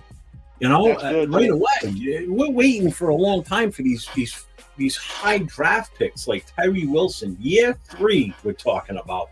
And he still hasn't had much of a significant impact on this team. You know, even Kuntz, we still don't know what we're getting with him this season. Didn't play it all last year. We haven't seen him since those last 8 games of the 2023 season. So we still don't know what, you know, we're going based off of what he did the last time he played. Yeah, he looks great. Everybody looks great in OTAs. They run around in helmets and shorts. Yeah, everybody looks awesome. Yeah, they're running the right routes. Yeah, there's no pressure. You know, there's no pressure on the quarterback to have bad throws. And, you know, once they strap the pads on and start smacking around and start getting physical with each other. And that's when he falls off. That's when he falls off, Jeff, when you hear shit like that. When you strap it, you don't hear no more Tyree Wilson. So what the fuck is wrong with them? What you hear this, oh, he's running around like a motherfucker. You know, this and that, and little shit. But then when you start banging, you don't hear no more Tyree Wilson. Where's all this weight room monster? And I think he's too soft at last name. What's wrong with that guy? Are you a Jane? I think he's a Jane and not a Tarzan. What's wrong with you, bro? You know, are you softy? He's too soft. We were talking about guys that were tough on the hot streets and, like, you know, Compton or something in LA. He needs to go somewhere where it's nasty and just get a set of balls and just be aggressive. Jesus Christ. Tyree Wilson needs to Tyree Wilson needs to get gangster in the defensive line. That's what I mean. And he's a defensive end right now. He's a defensive end right now. Backup at a defensive end. Our number 7 pick is a backup on our roster. And it's amazing to see. Behind a guy that hasn't played in 2 seasons. Remember that. I give him just the fact of people saying that, he'll get it. Tyree, like I'm noticing Rock right now. I love Rock. He has great tapes. But I don't agree with that, Rock, because Tyree is monstrous to be a buzz. He'll figure it out. He should have figured it out the first fucking day. We should have figured it out when he was hurt picking him. We should have figured that James, out. I don't even think he would be good at flag football. It just... I'm telling you, I just think he's too soft. He just, man, got to get it. That light hasn't clicked in his head yet where he needs to. Like I said, the young guys that ain't big and they ain't click. I'm gonna bust these dudes in the face. That clicks. It might be mid-season or whatever. But how many mid-seasons have we expected time when you say fuck this guy? I'm done. I did that already. If he has a great year this year, then I'm gonna jump on that wagon and say Tyree's a man. He finally, but we don't have control of where he got picked. Obviously they see that he can fucking kick some ass. So kick ass. But we're expecting Thornton and we're expecting Besh and we're expecting Pegusta and we're expecting Tonka. We're putting them in there as starting guys, the rookies. The number 7 pick you're getting picked in 7th and 6th and we're 5th still saying we need to see something, or hopefully we see something. Whereas, like you just said, you've got rookies that you just picked in the draft a month ago or a month and a half ago that are going to be slated to start already. So they are. Come on, they are. Drives me nuts. If I looked at this roster right now, and as much as I don't like Trey Tucker, I would start because of the upcoming, situations that we're probably going to be in. Just with our division alone, just look at the masterminds that we have head coaching these teams, Jeff. I know as a Raider fan, you want to say, well, we got this guy here, we got this guy here. And I understand that because I've done it for many, many, many, many, many, many, many years, Jeff. We've done that. And when you come to realize, and it took me a while, Jeff, to take my goggles off, my Raider goggles off and say, you know what, we're fucked up. We're happy, hey, and Jeff, the Besh might ball out. He's a good player, man. He's a good player. He's up and coming, but he's gonna make mistakes. So when he makes these mistakes, when he makes these rookie mistakes, right? And we gotta understand that it's expected. It's expected. And you look at all these rookies that come up and get picked. He's a 2nd round pick. He's supposed to be productive for the team, in my view. Thornton, he was a 4th round pick. And he's a 4th round pick. He has some development to do, but he could get into the games and do certain things in certain situations. In the long run, as he develops, boom, he'll be starting in the game. There's a bunch of 4th round wide receivers that are in the game today that are all pros. I can guarantee you that. And there's a bunch of number 1 pick, 1st round pick receivers that ain't doing shit now. They're delivering packages to your front door. See, the development of those players and the coaching that we have is very, very super duper important in my book. And that's why, I'm not a fan of Trey Tucker, but I got him going before Besh. But the thing is because he knows more. All of them haven't got work with our quarterback, with Geno Smith. None of them have. So the experience of Trey Tucker, no matter how much I don't like it, I'm not a big Trey Tucker fan, but he's not an outside guy. We can't pencil Trey Tucker as an outside guy. Thornton is our outside guy. So he's got the ability to rip the roof off of it, take the top off. Yeah, he does that. But on a old school Raider is what that is. That's something we haven't seen in a long time. You know, from a And what you legit see, wide receiver. and what we see is yes, and what we see is that if we just see Thornton in Tennessee, and we see Thornton of what he can, we visualize these, and well, Thornton's just going to run a streak, and he's going to get the 50-50 ball, and that. I see Thornton doing a screen, and then if he breaks a tackle or two, or we do our job as receivers and offensive line, that opens up, and then he's gone. Yep. I know I'm going to get this dude, just like I say about Mozart. You know what I mean? That's it. We got guys where that's it. But we get open, it's open space now. It's not, throw the ball deep. But look at this, Jeff. The high percentage passing, that's what Chip Kelly's in. The percentage of the completion is more important. Look what can happen on a deep ball. And I'm not just specifically saying this is what he does, but the completion on a deep ball, there's three things bad that can happen, and there's only one thing good that can happen on a deep ball. He could catch it, score a touchdown, right? That's it. The three things is it could get intercepted, it could be incomplete, right? Or he could drop it and then the play's over. You don't lose field position, but the risk of an interception is way more higher than a completed ball for 5 yards, 15 yards, and him taking it to the house. The percentage is better for a guy like that. I don't care if he's 6'5". You know, Tucker gets the ball midfield, he's gone, man. Now, you know, the DBs is not fast enough to catch him. That percentage, if you look at it, is way better than that. And then the asset of that is his being 6'4", 6'5", and running that, having a guy that speed is I would use him like that. Me. And I know 805 agrees with me, and a lot of other coaches agree with me. And you know, you don't be surprised if you see Thornton, a 6'5", 6'4" guy, you know, getting a little bubble screen, and it opens up for him, and then he gets 60, 70 yards just running. Would you love to see that? Or incompletion deep ball? I would rather see that, you know.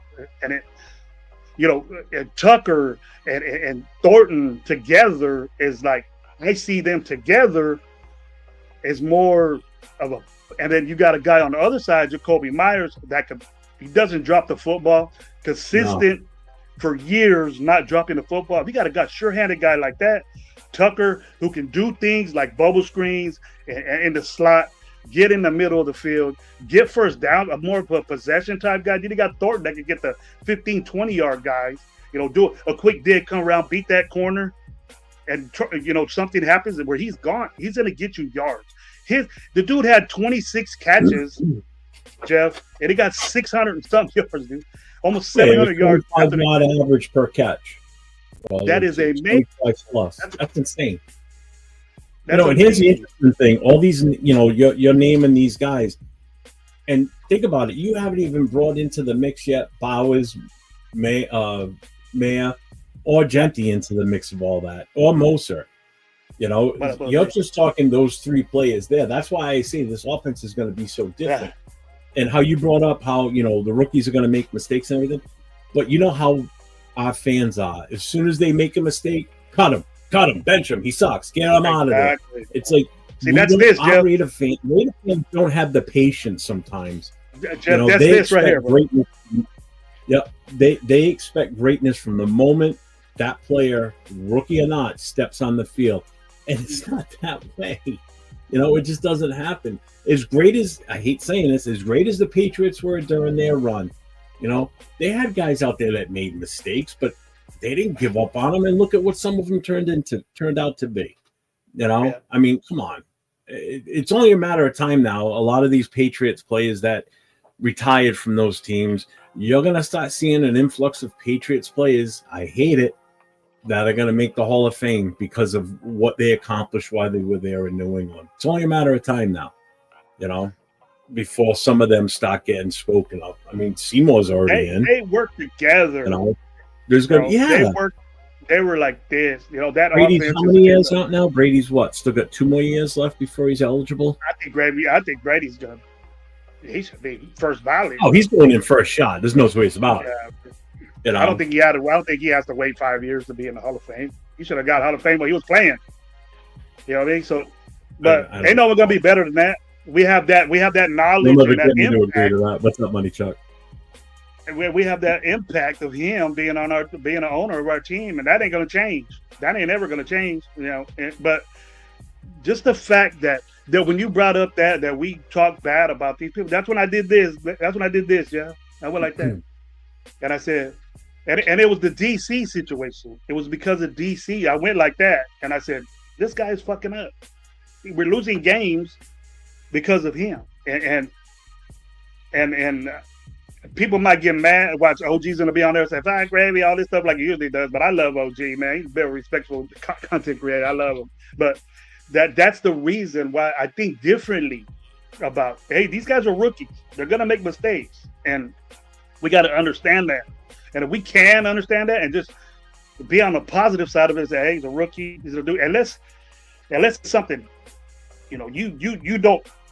It's out in the open where you didn't do the right thing, and you could tell of where you're supposed to be, because pretty much if you know offenses or defenses, you could see that you're supposed to be at a certain place at a certain time. Sometimes you can't be there all the time, and those mistakes will happen. Or you got a defender or a defensive coordinator that knows the shit, you know. And we're playing a lot of those. We have a lot of those that on our division alone, you know. We this offense, as bad as we were, we gave Spagnuolo problems. You know, Bowers is a problem. And I didn't even mention Bowers.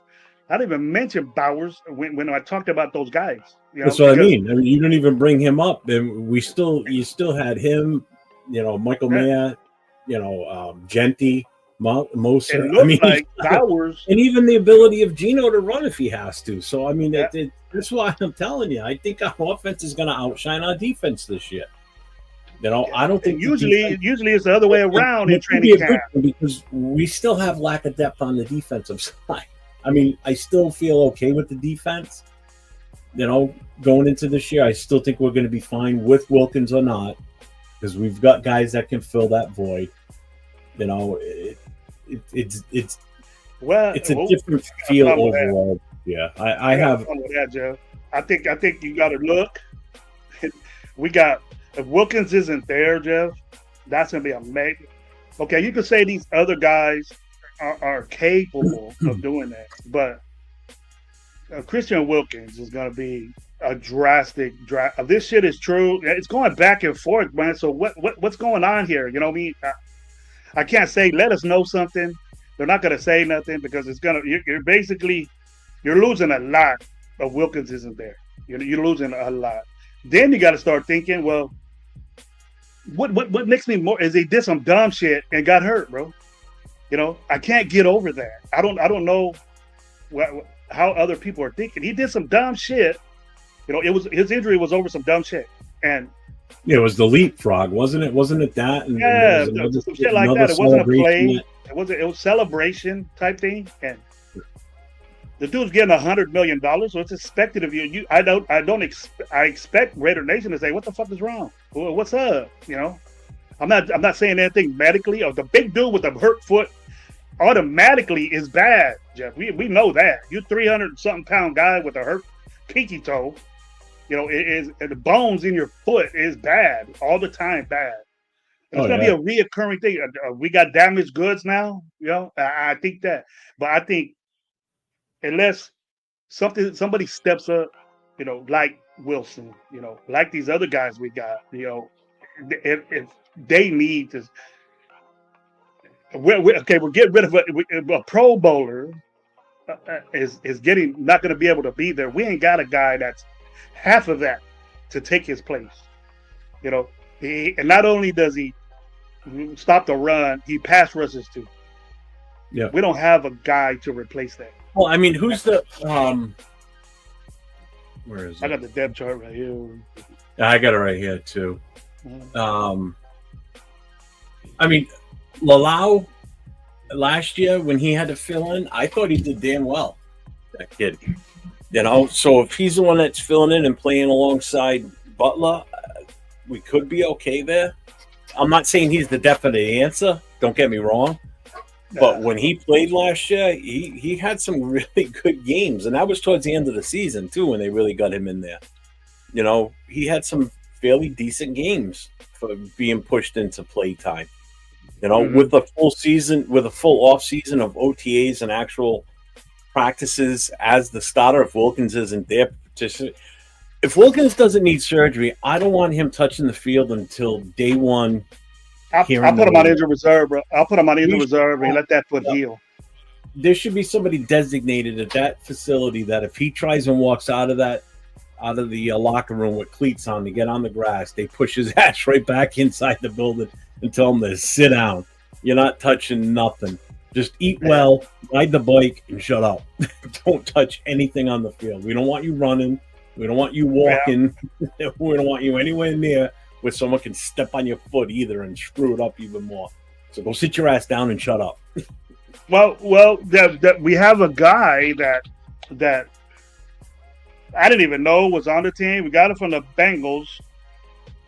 You know, his name is Zach Carter. It's not Andre Carter, but it's Zach Carter. I didn't know nothing about him. He's not on our depth chart. Okay, that was from the ESPN one. But when I look at, let's see here. When I look at the Athletic, and they're the projected 53 man, we have this Zach Carter.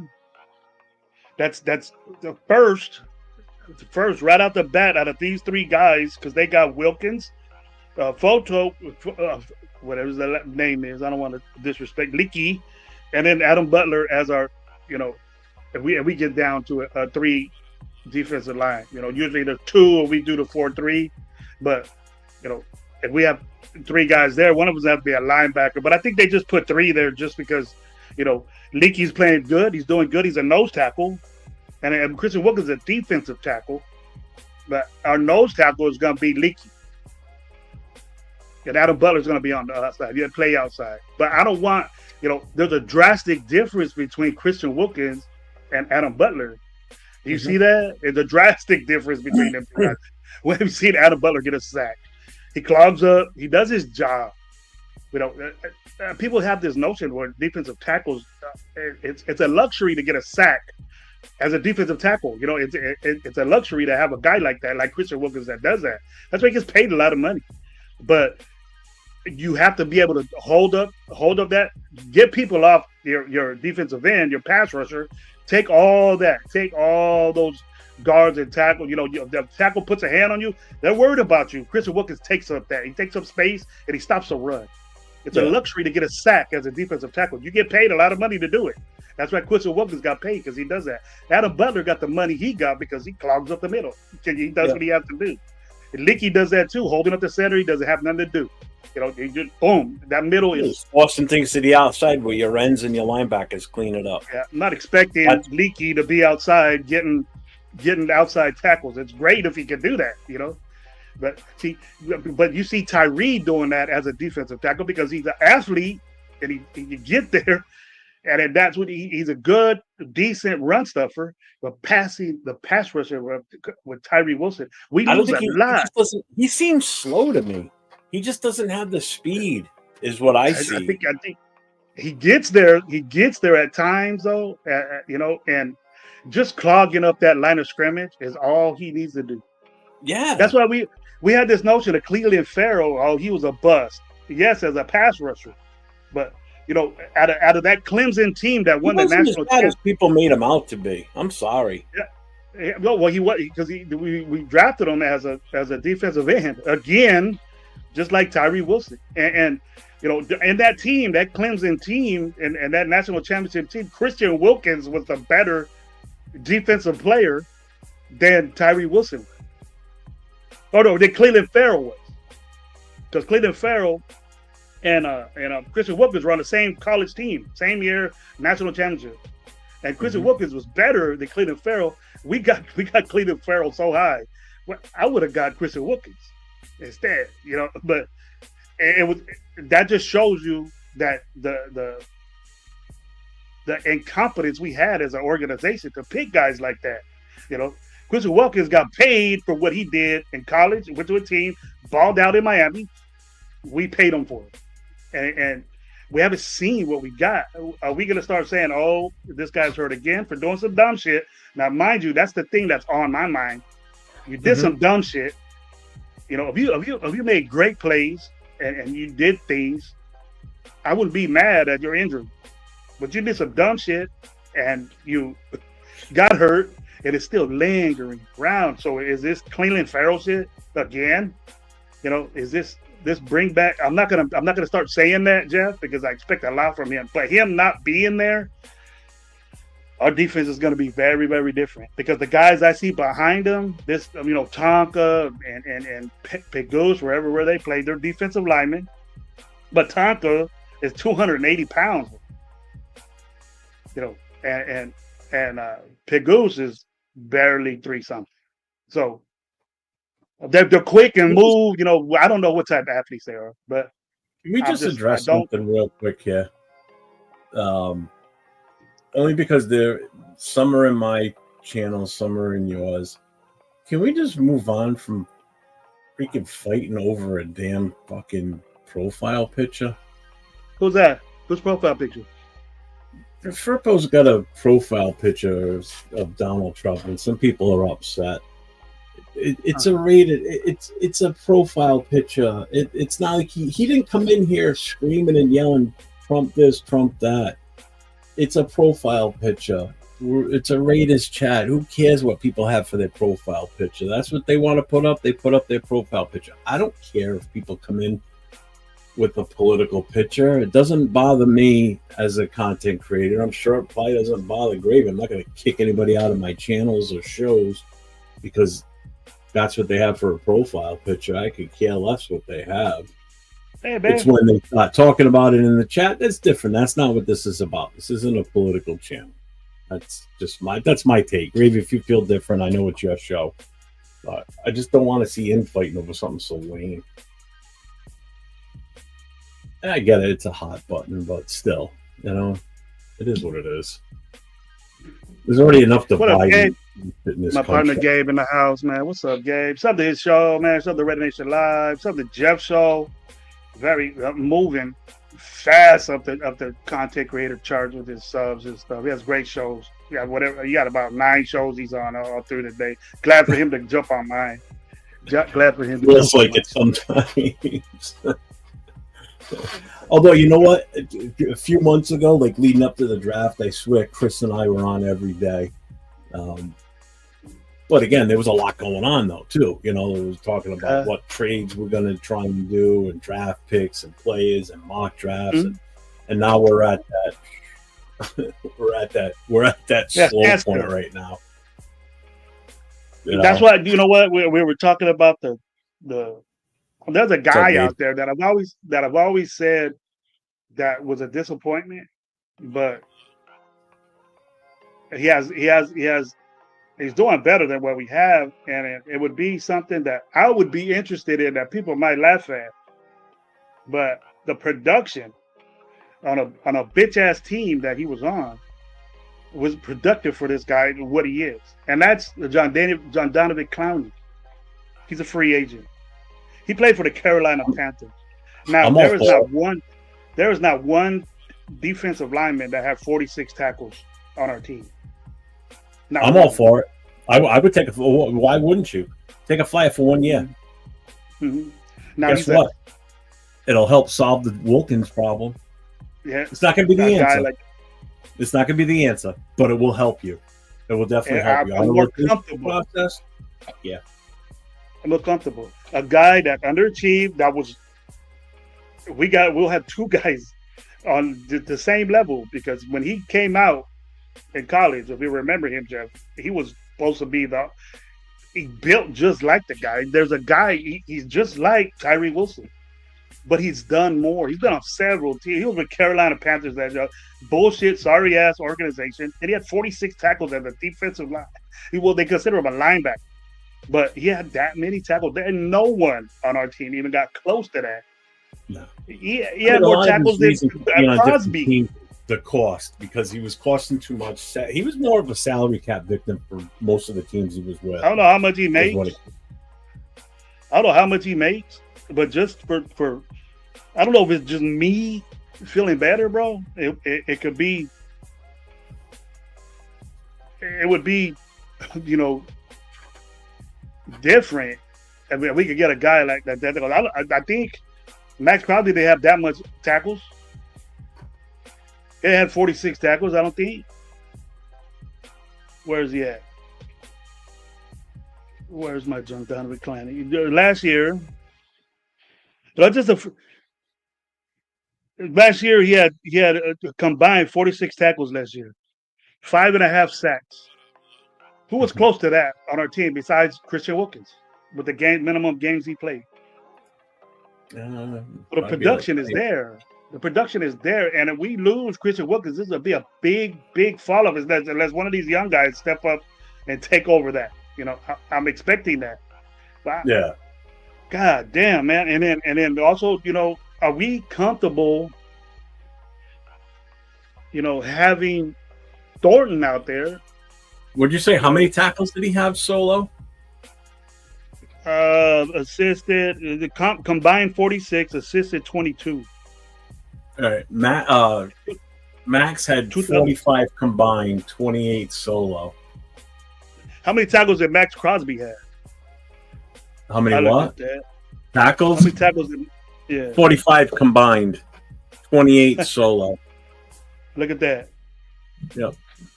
Same position. But again, you telling he didn't play the limited games. The year before that, Max had 90. So limited games. But we know that Jonathan, we know Clowney is a Max Crosby. He's way older. So he's 30-something years old. But I'll tell you what, when Clowney was coming out and he was in the draft, I was hoping we were going to get him that year. He was a number one pick. Yeah, I think he was a number one pick. That's a guy I wish that we could have gotten. He's a disappointment in the NFL. But I was just thinking, like, okay, he gets paid. I don't know how much he gets paid, and I'm not really into it like that. But if we had problems on our defensive line, I would say, you know what? I think Donovan Clowney, with that amount of tackles, that would be great to have. Just kicking it, and then that's the type player he is. He ain't going in all the time. It'd be just like Tyree. We get a productive Tyree Wilson. And I honestly thought he was going to be awesome for Houston when they grabbed him because you figure he's playing opposite of J.J. Watt, or he's playing with J.J. Watt. J.J.'s getting double teamed all the time just because of who he is. You think you can make a name for yourself because you're going to pick up the slack where, JJ's getting all the attention and didn't really produce that way. It seemed like it was going to, figure it out so fast, Just didn't JJ Watt after him? No, JJ was before him. JJ Watt was there for a while before he got there. I think Clowney got picked same time we got 2014. I think he got it. But Clowney's been in the league that long already? 2014? I think he's been in the league that long. Really? I didn't think he was in Yeah, he's been on a bunch of teams, bro. He's always a free agent.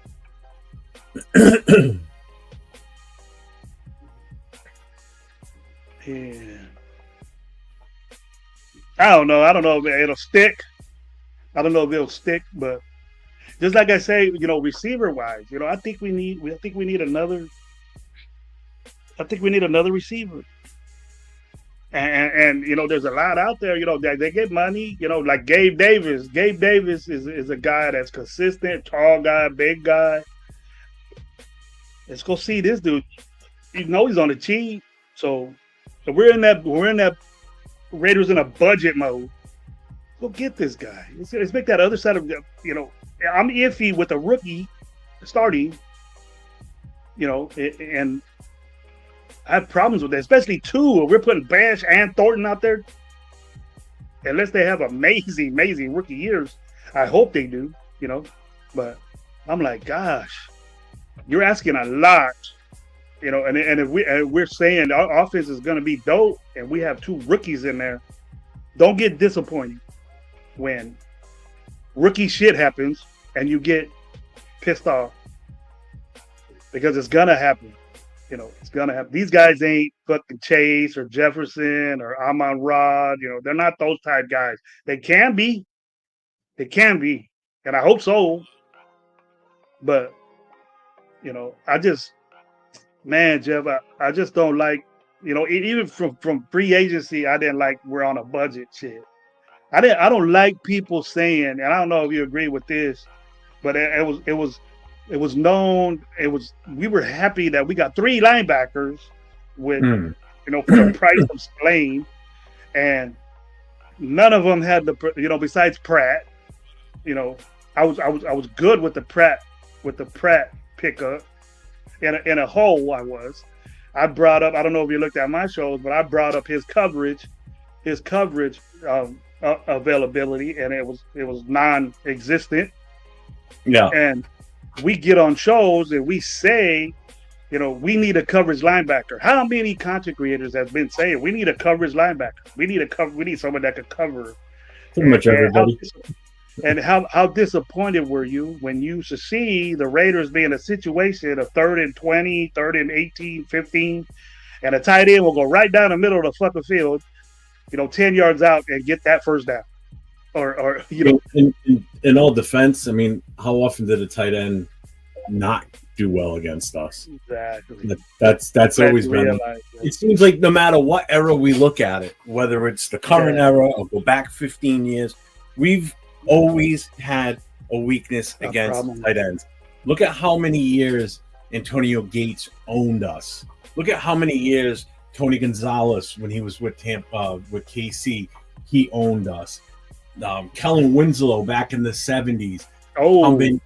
You're going way back. We still have never had success against tight ends. And now, fast forward to now, you got Jason Kelsey. You've got Kittle. You've got all these different tight ends. You got Andrews from Baltimore. You've got all these different tight ends in the league that are even more athletic than the tight ends from years ago. Back then, the tight ends back there were not used like they are now. Now they're more athletic tight ends. Look at our tight end, Brock Bowers. Who the hell can match up with him? There's only been one team that shut him down because they put a cover guy on him like Surtain. Not everybody has a Patrick Surtain on their defense or the luxury where they can do that. I'll tell you right now, Denver can't do that this year. They can't come up with that game plan this year, not with what we're putting out there for offense, because now we've got threats on the outsides. We've got threats at a running back. We can switch out of a pass play and run an option.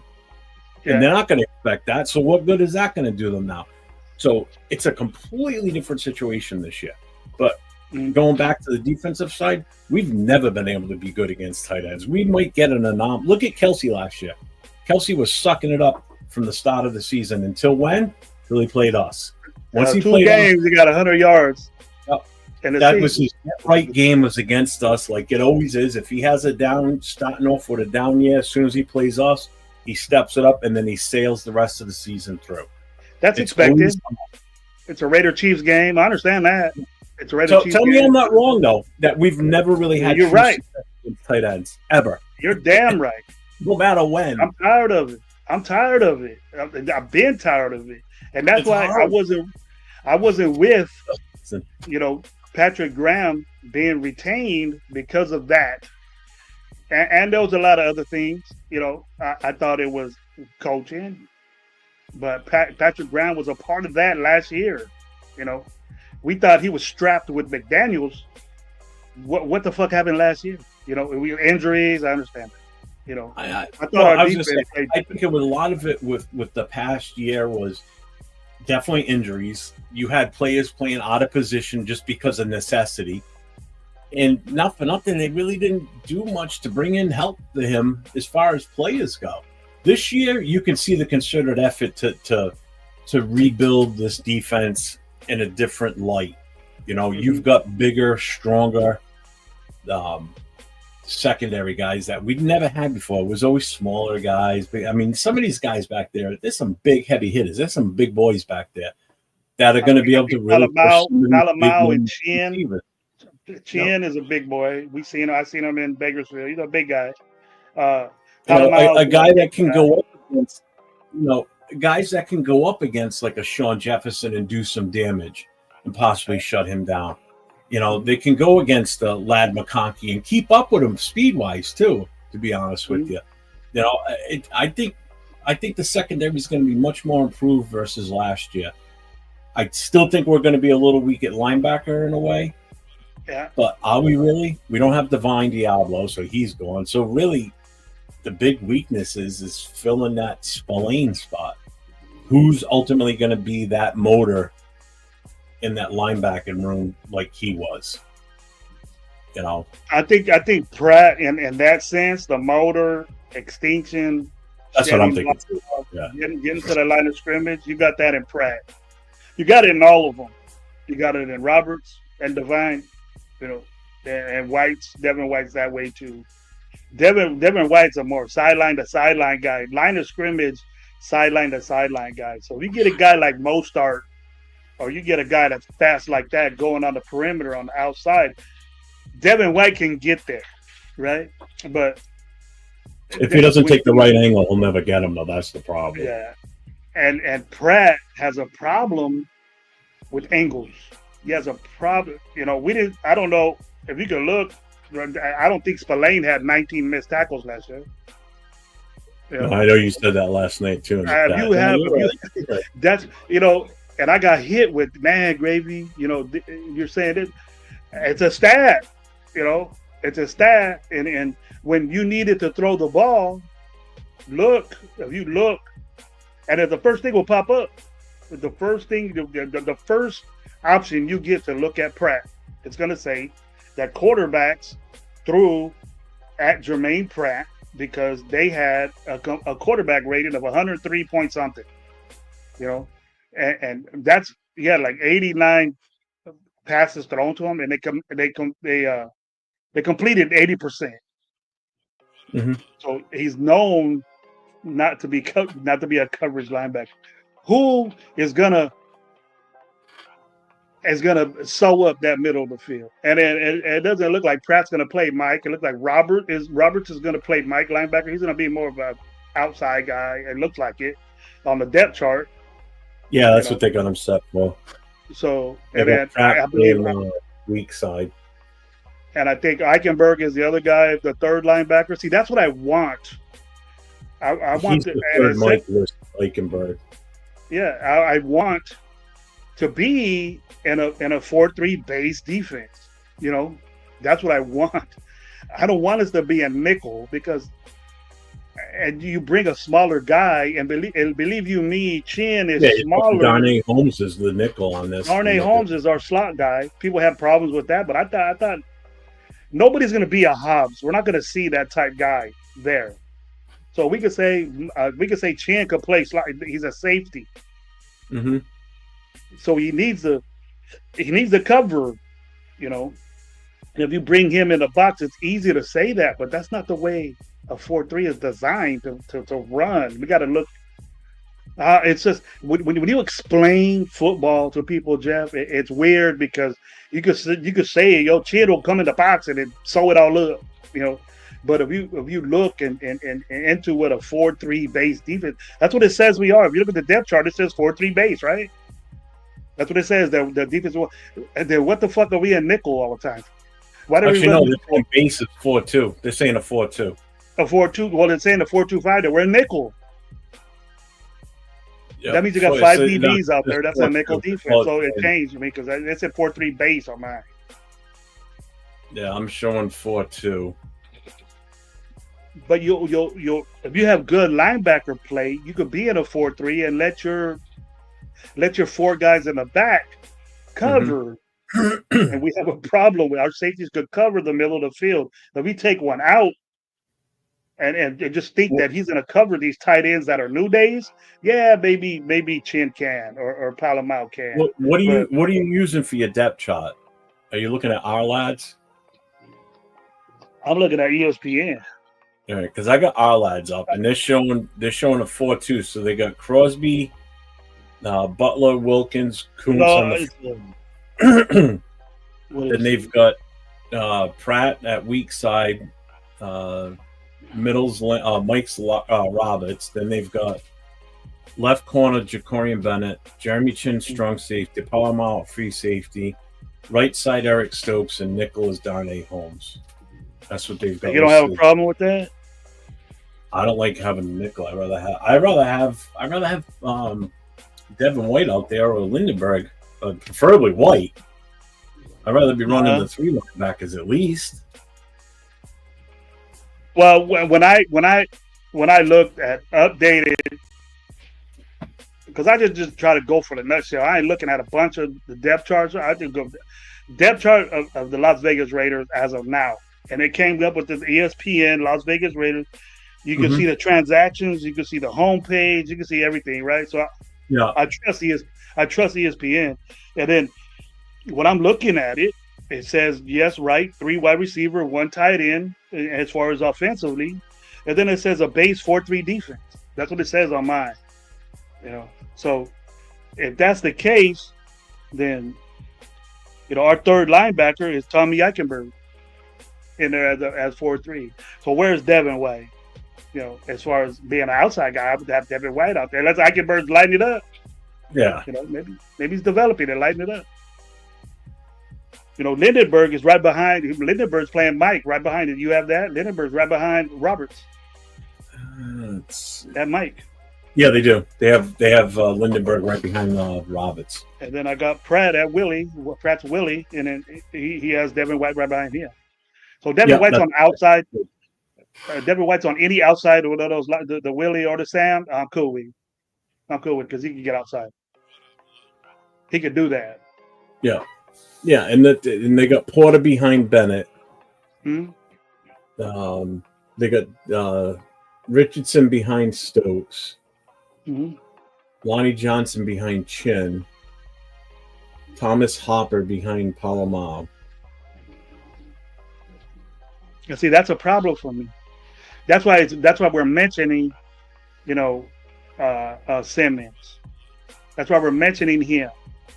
You're seeing all that Simmons could be, a piece that I heard Metro Ren say it. I heard a lot of other guys say that, hey, Simmons could come to the Raiders, and that'll be something that we can look at. I'm for it. He's Denver guy, so he could probably tell us a little bit about him. But if you're gonna say that.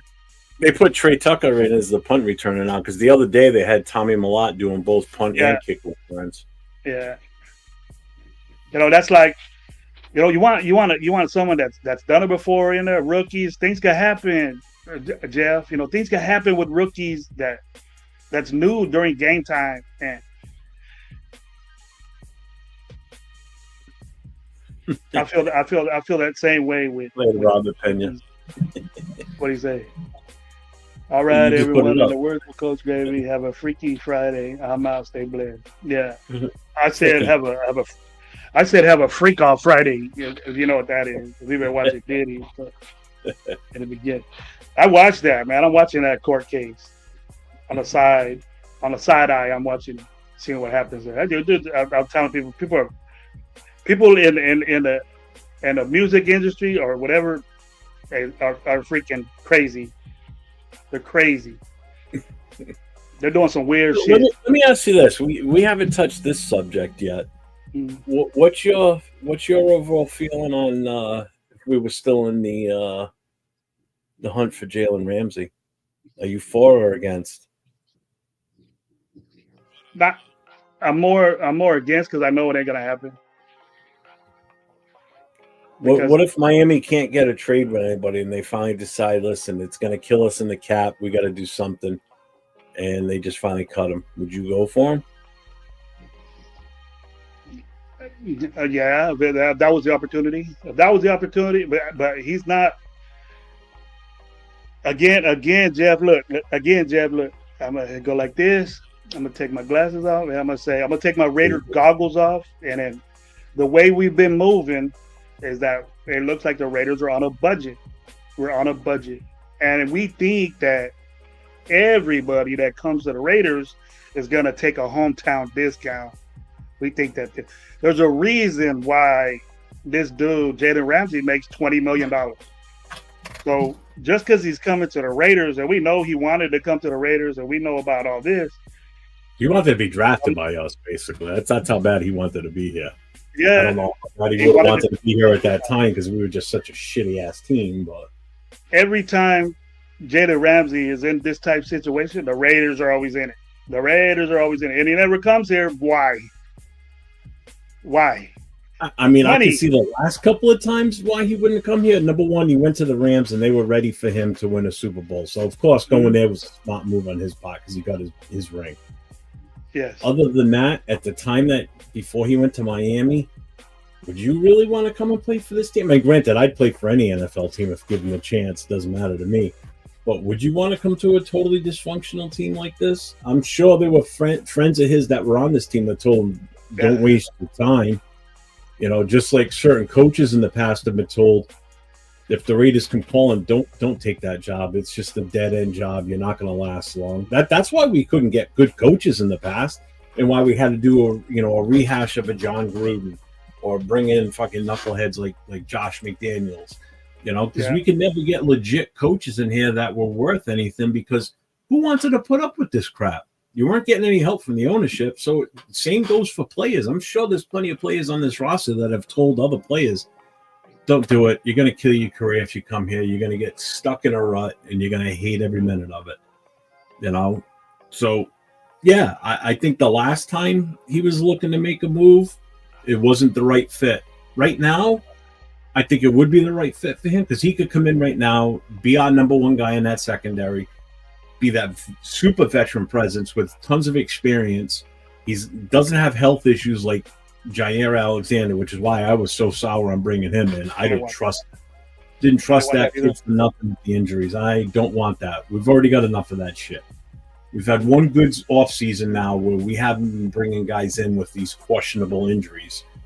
You know, you've got a guy that you could get for a draft pick, you know, as long as it's not ridiculous, restructure his contract, you know, make it incentive laden if you have to, you know, put the guarantee money on it from the owner, let him pay for that. You know, that's where you're going to help is when the owner do something like that, Jeff. Yeah. If they do, that's what I mean. They're going to have to redo his contract no matter what.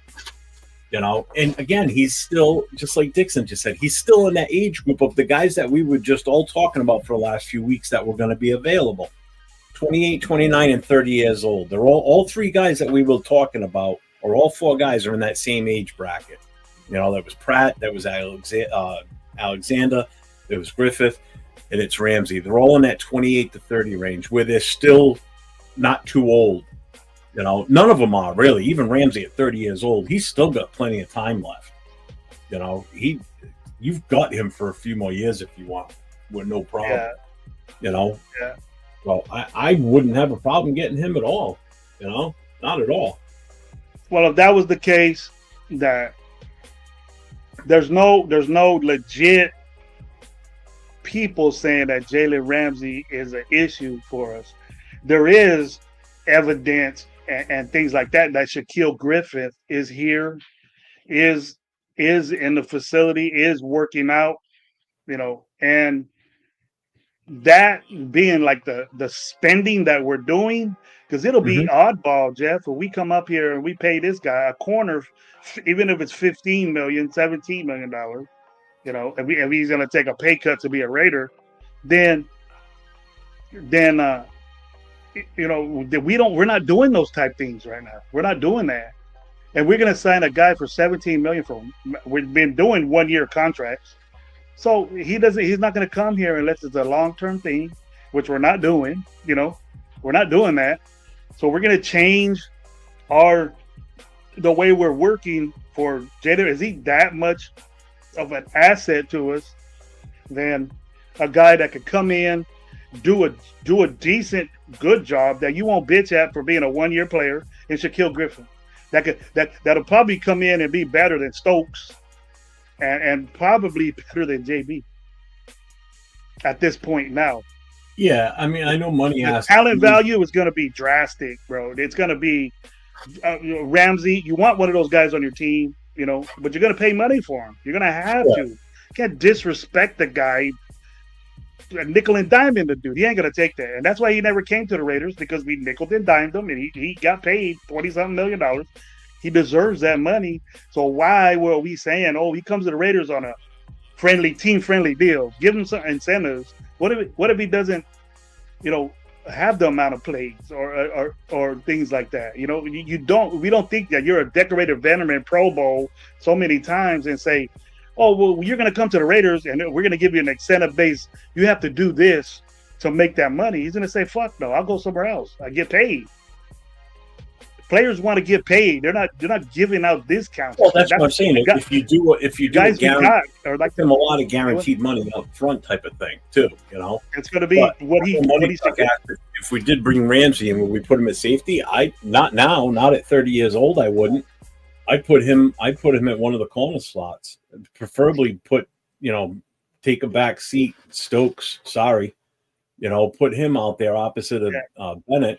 And there's your starting corners. At least if you get him for, say, 3 years and then you want to keep him and then eventually move him to safety, I don't have a problem with that either.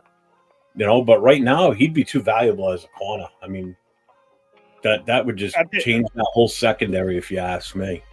I'll be down for Shaquille Griffin. If we get Shaquille Griffin, I'll be okay with it. Don't get me wrong. Makes our defensive back better. The money's there. It's a deal for the Raiders, what they want to do. And it looks like that they're in a habit of getting players like that, and then if we go get a starter, if we go pick up somebody in the draft or a big time free agent guy when we got a lot of money, that's when we should do it.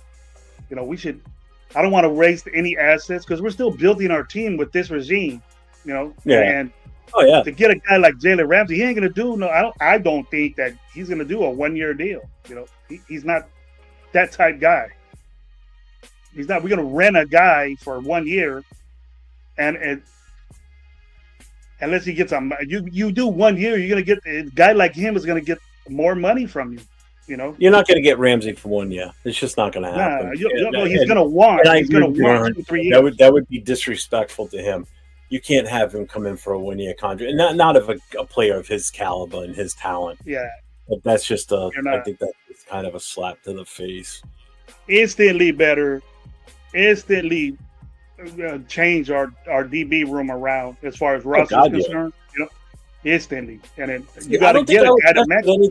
I don't know about you, but I wouldn't miss with anything else on the defensive side in that secondary other than put him opposite of Bennett and Stokes takes a backup role, and you keep Chin and Palomar at safety and free safety, and leave the linebackers just the way they are. Because I know Money Chuck was asking about moving Chin up to linebacker. I wouldn't do that. I would keep him where he is. I would keep him in the safety. I'm done with that hybrid shit. I'd rather have a linebacker. I know he's got the skill to do that, and I know he has done it in the past. I respect that. But I would keep him where I think he'd be more useful, and that's playing in the safety spots. I think he's too valuable to put back to move out of that spot, especially when you get the 3 linebackers that we're looking at right now as the potential 3-star system. I hope so. I hope we could get 3 linebackers in there, Jeff, and that'll be if you would know. Look, we're going to stop the run, Jeff. If we don't stop the run, me personally, I'll be talking shit for days. I'll have show every day to tell you what the fuck is wrong here. We got 5 linebackers that can stop the run good, and we added one of the best to stop the run. We got a bunch of guys that can stop the run. Chin can stop the run. Palomar is known for stopping the run, right? Our corners, we pay so much attention to. They can tackle. Can they cover? That's what they're supposed to do, is cover. Our coverage, our knowledge of coverages is like non-existent as far as us talking about it. We got, Chin bangs. He's a good hitter. He stops the run. He does what he's supposed to do. But when he's in coverage, there's things that people say about Chin that he doesn't cover that way. Liability in coverage. Guys like ECG says it a lot, right? He's not a big fan of Thornton, right? I've heard the East Coast guy say it. He's not a big fan of Thornton. I wasn't, but we were so amazed about how tall he was and things like that. But the way he moves and the way he's stiff, and we have this guy in the lineup. A lot of us have a starting, and he has problems, and we're I don't know if I'm not nitpicking anything, because there are people that know football that will tell you the same thing, Jeff. But if we're penciling in rookies to be our starters, We have Yeah. problems there. And then I look at it. When was the like last I time said, we had a receiver of his talent, Yeah, where potential starter or is a starter? When yeah. was the last time? It'll be great. That It'll we be great if he does, that we bro. drafted. When was the last time we drafted a player of his potential? A wide receiver. We're going Uh, back. we Nothing haven't drafted recent. many a lot of good wide receivers. That's We what I haven't mean. had, I mean, had a lot of. this is still a culture shock to some fans that haven't seen this yet. Yeah, We lived some of that's a good that point. back in the day. That's a good point. With some of the receivers we had. We haven't had the likes of this type of I think it was Edwards. receiver in a long time. Edwards, remember that guy Edwards that Yeah.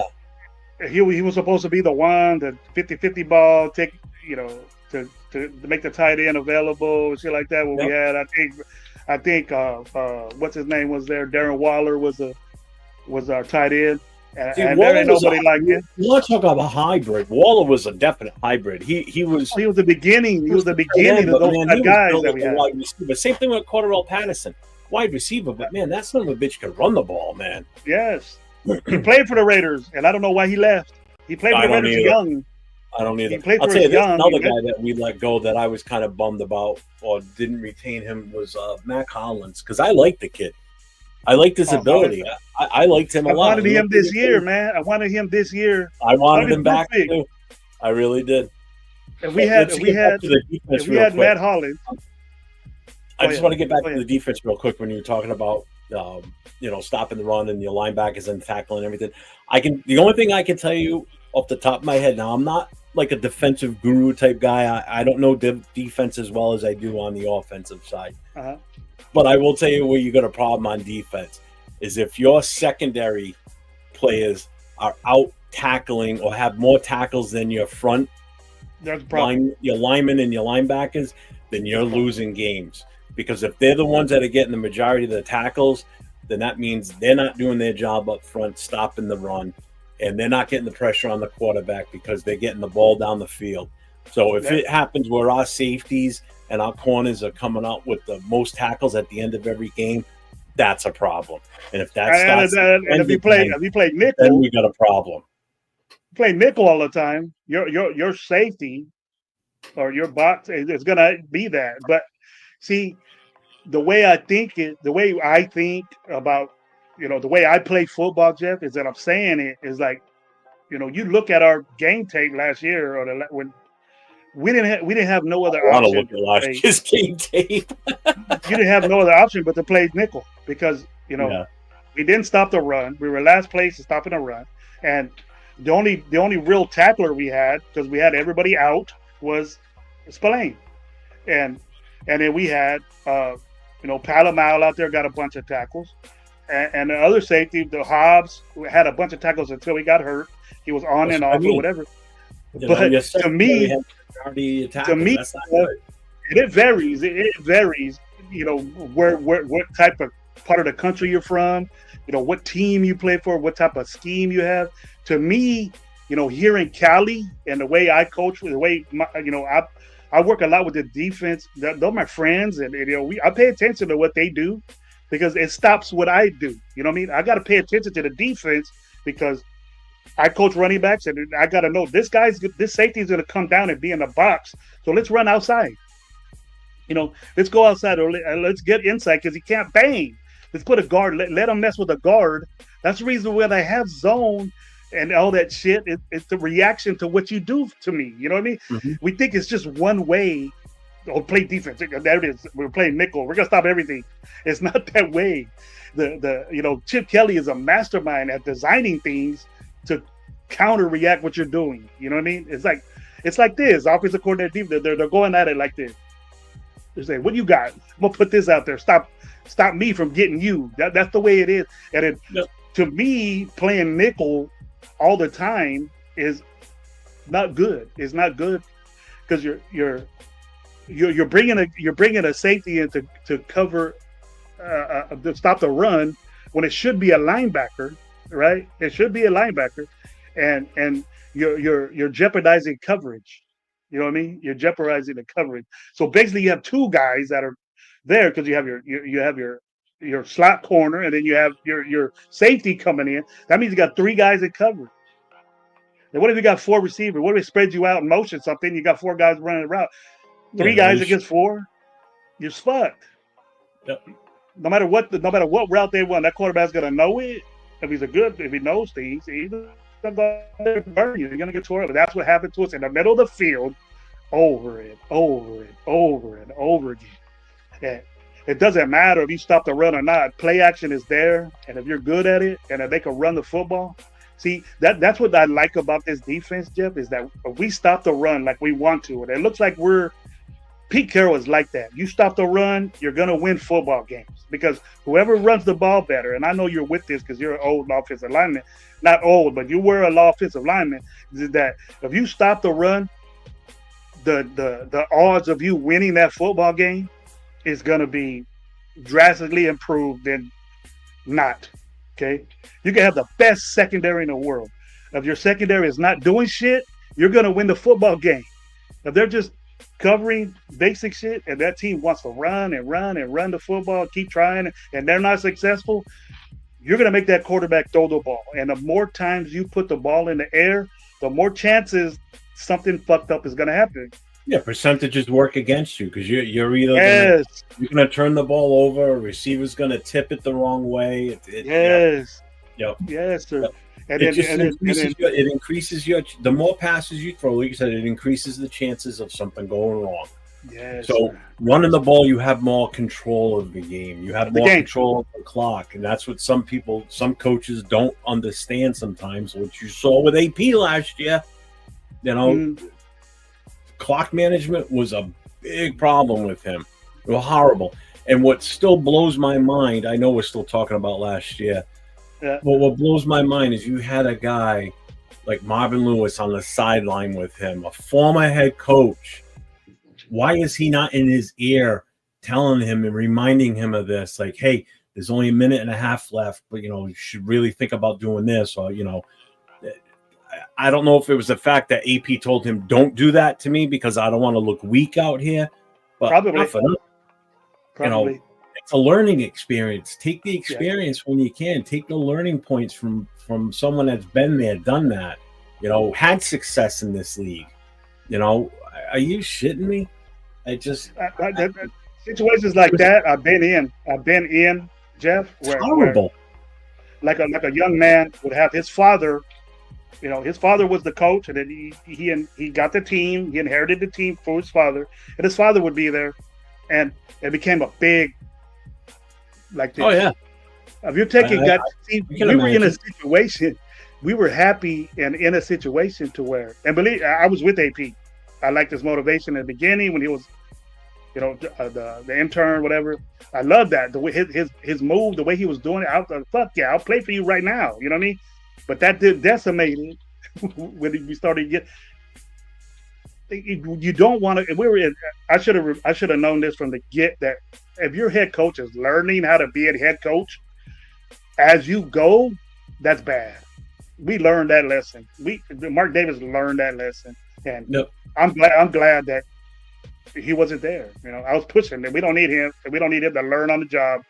We got a decorated coach that we know is going to be good in that way. He doesn't need no instruction from the higher up.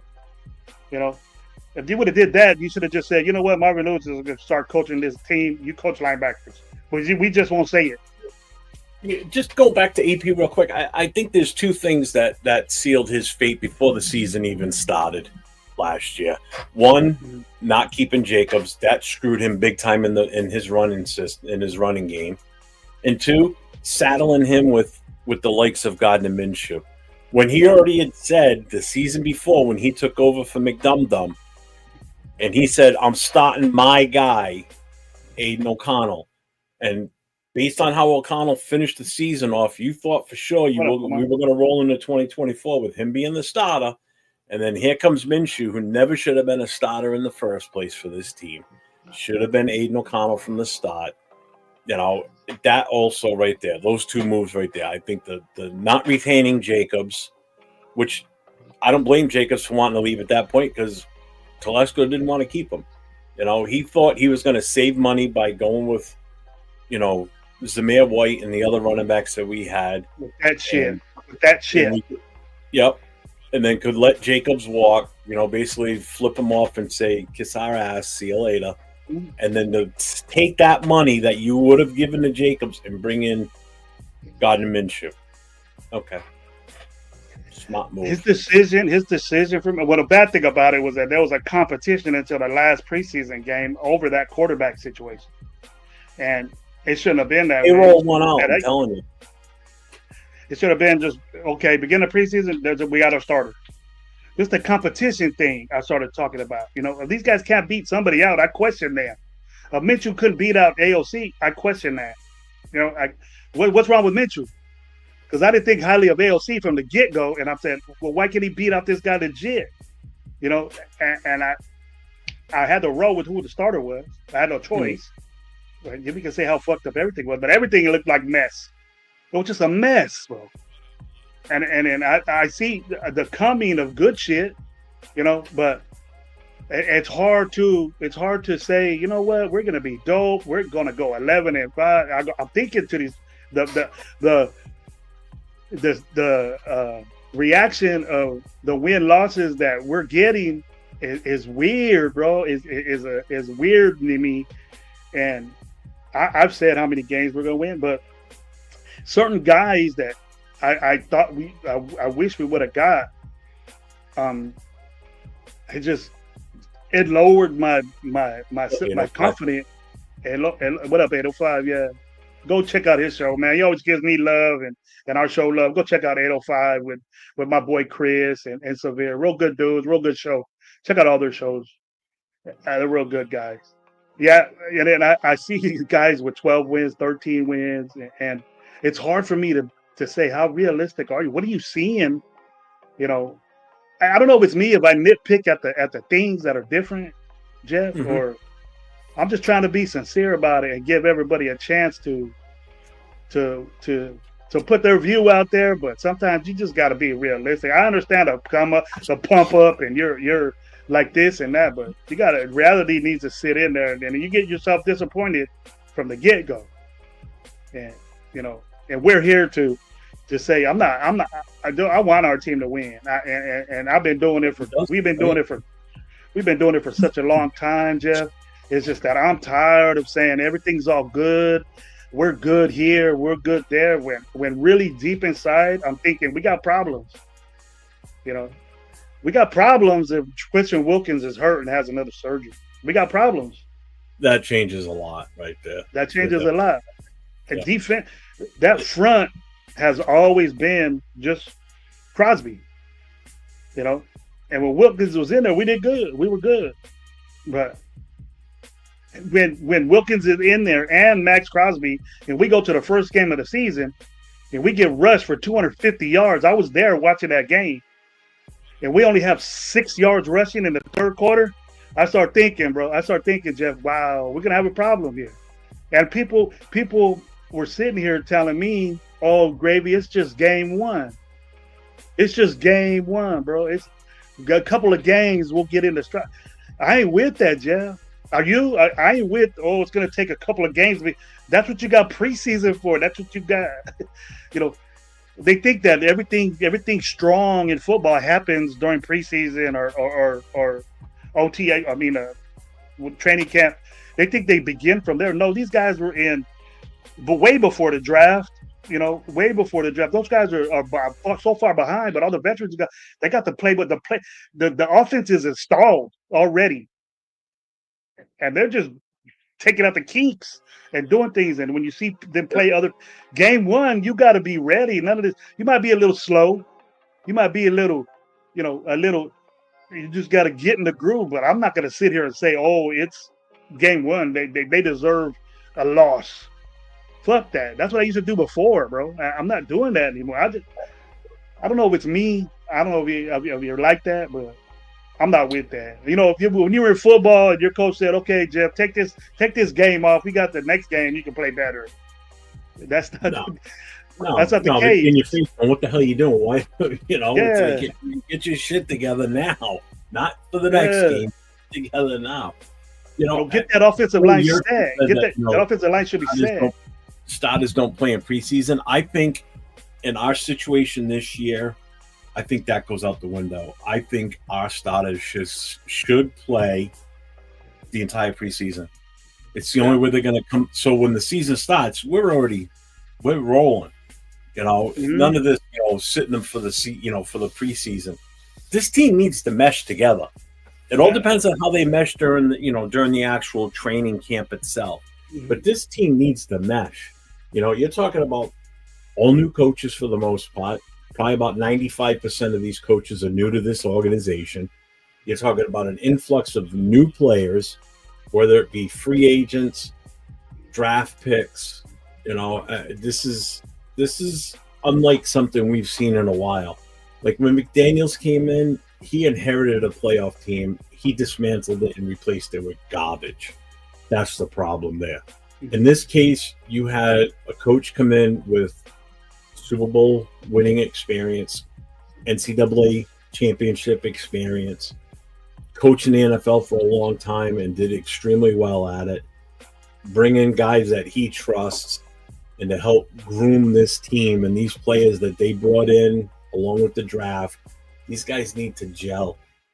This can't be by game 2 or 3, like you said, we're finally on track. No, we need to come fired. We're 0-3.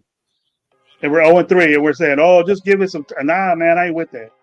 I'm not with that. I'm not with 0-1. The first game of the season, and it's right here in New England versus the Patriots. If they come all the way out here and they throw up and they just shit on the field and look horrible, I'm going to be pissed. All right? Because for a few different reasons. One, I get to see them lose again. I haven't seen them win since 94 in person. Okay? Yeah. So that means another notch on my belt on the loss column, seeing these guys play in person. Number 2, I have to deal with these asshole Pats fans rubbing it in my face until next year when we play them again here in New England, because we come back here again next year. Having to deal with that crap. I can't handle that. Plus, everybody that's going to be traveling out here to watch this game, you're going to spend your hard-earned money to come out here and watch this team falter? No. Which is why a lot of times I never even thought about traveling lately to go to games because me neither. We always go to LA. We always go to Dallas game, go to LA game, and depending on how this season goes, I may seriously consider hopefully getting out to Vegas next year for the 2026 season. Who knows? I mean, if the season looks good as we're going on and we look successful and we're winning games, especially in our own division. Yeah. If I can piece it together and get out there this year, then I'll do it this year. Yeah. Because I've never been to a Raiders home game ever, whether it be LA or Vegas. Nope. I've seen not even in Oakland. Nope. Nah. Oh, you said never. Nope. I've been to Buffalo. I've been to New York City twice, the old Meadowlands and the new stadium, and I've been to New England. I'm still waiting. That'll be a good trip for you. This will be the first time I've gone to Gillette. So this was last time I went there was the old Sullivan Stadium. Oh yeah. It's been that long. Good, man. You have a good time. It's not gonna be a Raidered out over there. It'll be good. If we get that win, it's gonna be an up and coming team and another up and coming team. The two teams that are on the up. They got good coaching, got good players. We were talking about Mac Hollins. What do you think? Where does he play at? He's right back here. He's here. He's playing in New England. Yeah. And they got Stephon Diggs. They got Stephon Diggs over there. Are we comfortable with our two guys that we have at corner? Our two guys at corner covering those guys. It's not going to be an easy matchup. There's no two ways about it. And these guys are covering Pickens and CD Lamb on a game I'm going to. Are we confident that these two guys are going to cover Pickens and CD Lamb out there, or is it going to be a field day for Dak Prescott? Is it going to be a field day? That's where it comes into play. The amount of pressure we can get up the middle and the outside. So if the good thing for us when we come here to play the Patriots, second year guy in Drake May, so he's still going to be a little whole new offensive system. That's another thing. I don't know how he's doing, running that so far in OTAs for them. So it'll be interesting to see if our defense can put pressure on him. Then we won't have to worry about how well we're covering those guys in the secondary, But either way, people don't realize that the Patriots got quietly better during the offseason. They immediately got fired. When they fired Jared Mayo, that was the best thing they could have done. You know, as soon as they fired him, because I know a lot of people were talking on, I was pushing for it too, for Vrabel to come and be the head coach for us. As soon as the last game of the season, I was at the bar with the club, and the Patriots game was over, not even 20 minutes. Somebody comes over and said they just fired Mayo. I'm like, they're still walking off the field. He goes, yeah, they already fired him. I'm like, what the fuck? I said, well, that's the end of that. I said, we ain't getting Vrabel. They're like, what do you mean? I said, if you don't think he's going to New England, you're crazy. They're going to hire him in a heartbeat. They'll fill out the Rooney Rule, and they're going to hire him. It's as simple as that. So they hired him. He brings in who he brings in. They had a good draft. They brought in some good free agents. You know, lots of free agents. The only competition, money. And they had a shit ton of money. The only competition in their division is Buffalo. Buffalo. You know? They don't play any of those teams. They don't play Buffalo in the cold weather in Buffalo. They play them early in the season. You know, Miami, I think they come up here during the cold weather. So, I mean, they've still got the upper hand on the Jets and the Dolphins. So the Patriots are going to make some noise this year. I think so. Really I think so. Several other teams that are going to come up, you know, and some we play. The only one I'm confident in that's going to suck is Cleveland. That's all. And they just got a pass rusher. That's it. Yeah. Can we stop him? We never do anyways, but can we stop him? But you know, in our division alone, all three teams got better. Tough. All four teams got better, but tough, we got better, but so did the other three teams. You know, all I care is I don't want to go 0-6 in our division. I want to see us 3-3 or better. We can't be guaranteed losing record, Jeff, if you don't win a game in your division. Guaranteed. I don't give a fuck how much you win outside. But how confident will you be if you go to the playoffs and win the rest of your games? You know, some way or another you do that. If you don't win a game in your division, you're fucked. Yeah, you're not going anywhere. I've said that before on my shows. I said, I don't care what we do as long as we are at least 500 or better in our division. Because if we can't win games in our own division, it doesn't matter what we do in the rest of the league, because it all starts in our own division. Until we become relevant in our own division, it doesn't matter what we do in the rest of the league. You know, our division, again, is the toughest in the NFL. There's no choice about it. Well, you show me another division where all four teams are as tough as our four teams in our division. Seriously. The Chiefs are always going to do Chief things. So until one of the other three teams beats the Chiefs are still the odds-on favorite to win the division. I'm sorry. As good as everybody says Denver is, I'm still putting money on the Chiefs to win the division. I really am. And I'm putting money on it's either going to be KC or Buffalo in the Super Bowl for the AFC at this point. They're the two stacked teams. They're the two consistently always in it type teams. Until someone dethrones Kansas City is still the team to beat. Plain and simple. And I don't think, and to be honest with you, Jeff, I don't think that people are saying that Kansas City's falling off. I don't think they're going to fall off. They got better. They're the best quarterback in the league. The best quarterback in the league. Last year they hit a low spot last year because on the offense they did. Last year was their defense that kept them in games. Their defense stepped up when they needed to because Mahomes had a horrible year last year. Statistically, you look at his numbers last year, that was by far the worst year he ever had, probably maybe since his rookie year. The horrible year last year for their offense. It was their defense that kept them in it. You know? They had no business being in the Super Bowl, in all honesty. They never should have made it to that game. They weren't going to win it. There's no way that offense. They lost 2 games of the season, and one of them was a joke. They lost 2 games of the season, and one of them was a joke. They got beat by a good team in Buffalo, but they beat Buffalo at the end result. Yep. Yeah. But there was no way they were going to win that Super Bowl, not with that offense. They got beat by a better team. They got beat by a better team all around.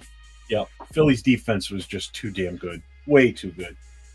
And you have the best running back that did the amazing shit that he did, and then if you let a quarterback run for 80 yards and 2 touchdowns in a Super Bowl game, you ain't. Yes, you ain't gonna win that game. You got the running back doing his shit, then you have the quarterback doing that shit. That's why movement as a quarterback is so important, as far as I'm concerned. But And then that's just me. you got your great defensive lineman crying for a neck injury because he got in the middle of the tush Rotating push. like that. And we played them this year, bro. We played them this year. That game, We played I've already got us down for a loss on that game. Philly's just they're too good in Philly. Hey, people say we lose a lot of games. I'm kind of iffy on that game. I don't got us beaten. See, I got us down for two got- definite losses, both on the East Coast. It's going to be, I think, the Redskins are going to give us a run for our money, and the Eagles. Eagles for sure. mhm. I got us losing those two games.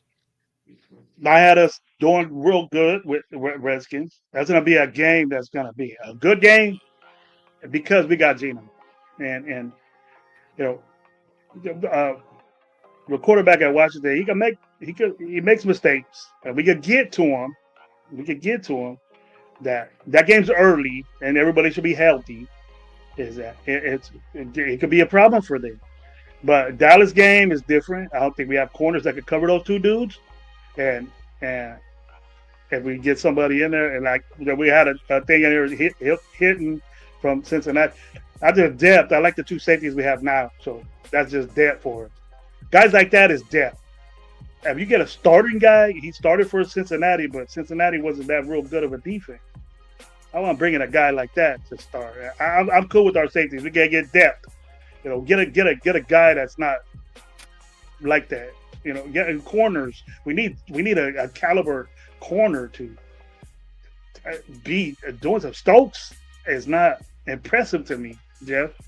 JB is still super duper young, bro, and that's why. Believe it or not, he had a good season in the beginning, but yeah, I wish we could get Ramsey for a decent price. Yeah, you know, you come in and he automatically just changes that whole secondary. It would, that would. But Shaquille Griffin will keep it respectful, where he could get in there and do something. Shaquille Griffin has done things, and as far as corners, Eric Stokes was Jair Alexander's backup when he was hurt. For those, you know, he played 7 games last year.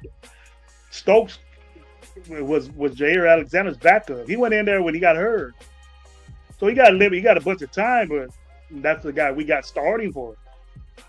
A backup on one team and a starter for our team. But you got to get a corner like that. If you want to say that you're happy with the defense, get a guy like Jalen Ramsey. Get a guy like, you can say Jair, but he's hurt. I'm tired of hurt all the time. We're getting away from that. We the guys that are hurt were already on the roster when the coach took over, and that's what I'm expecting, Jeff. I'm expecting not to get Jalen Ramsey's and get Shaquille Griffin's, and which is good, it adds more people. Like sign Griffin to 2 years. You could do that on the amount of money that you're going to pay. People don't know. People think that Jalen Ramsey is going to come here on a discount, maybe, but it's not going to. The discount's going to be, $17 million, for a 30-year-old corner. You mentioned he's young. He's still doing stuff. It'll be a big asset to this team. But okay, they stay away from Jalen Ramsey, but they're going to pick on Eric Stokes or they're going to pick on JB. You know what I mean? So you got to look at that part of it, and then. But you know what? In all honesty, that's fine. You just float a little help to that side. That's all. Knowing that that's what they're going to do. You double up the pressure somehow on the front, and you float a little extra support. Not meaning he's got to run in his hip pocket, but more attentive to what's going on that side. Where you don't have to worry about Ramsey. So if you're playing safety, you don't have to worry about the guy on your left. Say Ramsey's playing the left side. You don't have to worry about shit over there. If you do, then you've got problems. If you know that you've got him on that side, you can float a little bit more or be more attentive to the right side. But don't give up that deep threat. To be more cognitive of that. Don't let your right side get burned. Which is what we've always been famous for too. I will Palomar can cover, but Chen is known to be a liability in coverage. He's a run stopper. That's what he does well. That's what his impact on the team is, a run stopper. Ardell, I've always said that too. You don't need to have superstar corners. If you've got superstar up front guys that are consistently putting pressure on the opposing quarterback, they're not going to have time to throw the ball and wait for plays to develop. Ardell, no. So the more pressure they get on that quarterback, you could have serviceable, mid-level or better cornerback talent back there. It all depends on your pressure up front. You get that pressure up front on that quarterback, that means he's scrambling. He's going to be off base when he throws. There's your chances for interceptions. There's your chance for shit to go wrong on the offensive side. So we don't have to have superstars. Right now, one good superstar in that secondary would be perfect. Like a Ramsey. Or It'll be a help. I would even settle for Griffith at this point. It'll be a help. Griffith can do that. Griffith can make me a little bit more satisfied with the secondary. Yeah. If Wilkins is not there, and I mind you, I want to stress to you that we don't have anybody, and then usually of your backup to Wilkins, you're not going to be as good as him, but you're a backup for a reason, so yeah. The drop off, not only the backup, but the drop off is so drastic. It is. Jeff, is that the secondary is going to be impacted by just that one guy. Just that one guy is going to be impacted, and I hope people remember that it ain't going to be all good if Wilkins is in there, and then Leaky goes in there and does. I would rather have the pass rush ability, the mindfulness. People concentrate on Wilkins. You're not going to set a game plan against Leaky. You defensive coordinator Spagnola's over there saying, "What are we going to do to stop Christian Wilkins?" And defensive coordinators are going to do that. They're not going to say, "Oh, we'll put the guard or the tackle, just give a good little bump to Leaky." That might be bad for them, and Leaky might ball out. Okay. But the confidence right now is you need Christian Wilkins in there. Then that secondary is more comfortable to cover and be okay, just like you said. No matter who's out there, if Wilkins was starting right now and no problems with his foot, okay, Stokes and JB, I'm cool with that. Yeah, I'm good with that. You know what I mean? Yeah, no, I get what you're saying there. Definitely. Yeah. Definitely. And then Ramsey, we get a guy like Ramsey, it'll be just another asset for that secondary to be even dominant. Cool. And then you could be a little bit more lenient up front. Like if you don't have Wilkins, you'd still be a little bit more confident or comfortable. Now, here's my thing: is if they come out, the Raiders come out and say, okay, Wilkins needs a second surgery. We're probably not going to get him back until after the bye week. Then you know what? His market value is $12 million. I would seriously consider bringing Clowney in at that point. I was just going to say that. Bring him in. That question, I said, hey, John Donovan Clowney's out there. Go get him. Donovan Clowney's out there. Go get him. He's not like we said earlier. He's not the end all answer for Wilkins being out, but he gives you that more of a stability. Gives you that veteran presence. A guy that can do the job. Might not do it as well as Wilkins based on Wilkins' size and speed and everything he's done so far. But I think he could do almost as good. He's doing more right now instead of Wilkins. With Wilkins being out, hell yeah. And that's a great point. And he's doing more right now than Tyree Wilson has done in 3 years. At 31 years old, as a pass rusher, he's doing more right now. 31 years old than what a 25-year-old doing. And I'm probably the same amount of plays. Yeah, 46 tackles as defensive line. No one had 46 tackles. I don't think a defensive line on the team. No. So and he played on a sorry ass team, Jeff. The Carolina Panthers weren't a good team. Sorry, but they kicked the shit out of us though when they came to us. I wonder how many tackles Jadeveon Clowney had against us. I could probably look it up. Sorry, Devin just sent me pictures of Little Raider. Oh, okay. Yeah, I'm about ready to close it though, Jeff. Yeah, I'm good too. Wifey came home early. We'll probably go get some lunch or something. But I hope it was good.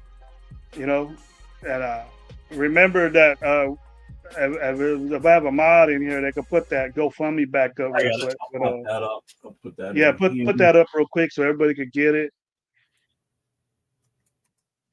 There it They is. said we look like twins with the glasses on. There it is. You guys pay attention to this real quick. Pay attention to this real quick, and you guys go check that out. Yeah, that's people that aren't aware of it. It's a GoFundMe for one of our very own that's been in the chat for the last few months. Raider Nation, Raider 24 Nation. Their son just had another surgery today. If you read the description on there, you'll see the heart defects that this young boy, he's 3 years old, has had. He's already had numerous surgeries. Just had one today. Went in at 10 o'clock Texas time this morning for a surgery.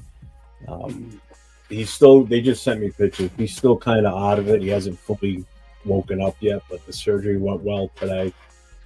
He may have to have one more surgery still. We know As of Jeff right is now, gonna. good. We know So Jeff. we We know Jeff started is to- gonna splash that out on his show. It's coming up at 5 o'clock. Make sure you watch that. Or 5 Yeah, I'll something, be right? on Chris for Raiders. Yeah, you're gonna have Chris Raiders out there. What's up to Chris? Yeah, Chris and I, for sure. You guys look at that GoFundMe I have on the bottom right there. Make sure you guys help this family get over this unfortunate situation. But he's gonna get better. Send your prayers, send blessings towards this young little boy, 3 years old. He shouldn't be going through this. His parents shouldn't be going through this. So let's help him out with Raider Nation. I hope there's a lot of the fundraisers to help them alleviate medical some of their medical bills. The father's had to take a lot of time off for work. He's not getting paid. He's still doing some work, but very little. It's a 3-hour trip from their house to the hospital. They finally got the okay or the approval to stay at the Ronald McDonald House. So last night was their first night there. They're going to be there at least until Wednesday. So this is, doesn't matter what it's for, Jeff. Doesn't matter what it's for. Just it doesn't matter what it's for. Just do it. Just go to help this family out. They're in need. Raider Nation, we should do that. People that are watching right now, please go over there and check it out. Those are for anybody else. We would do the same. So yeah, whatever you can give, $5, $10, whatever, doesn't matter. Any little bit you guys do is it helps. We appreciate it, and the family appreciates it too. They were on the show with us Wednesday night. The father came on live with us, and then they were in the chat on last night's show too. So they're very appreciative, and they love everybody. So just so everybody knows, the little boy's name is Raider. That's so.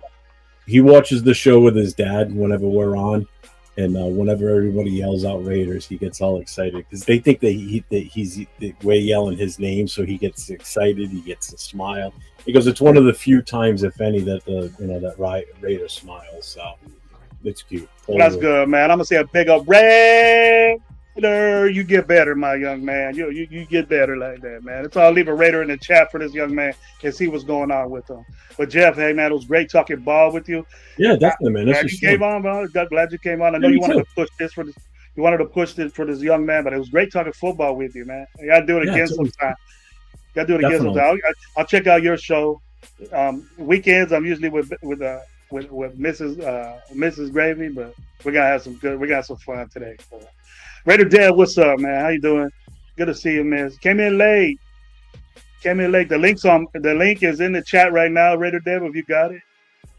And so you guys want to say big up to Little Raider. Jeff is gonna have a show in a couple of hours. He's gonna be on 5 o'clock our time. That's what I see. Yeah, it'll be 9 o'clock Eastern time for everybody on the East Coast. He's going to be on with Chris for Raiders for their great show they have every Friday night. So you guys watch that. I'll be watching it, Jeff. If I got time. Thank you. I don't know if you put out the link on that show, but I'll be glad to go up there and talk ball with you. Maybe we can recap on what we talked today, saying, hey, Gravy said this dumb.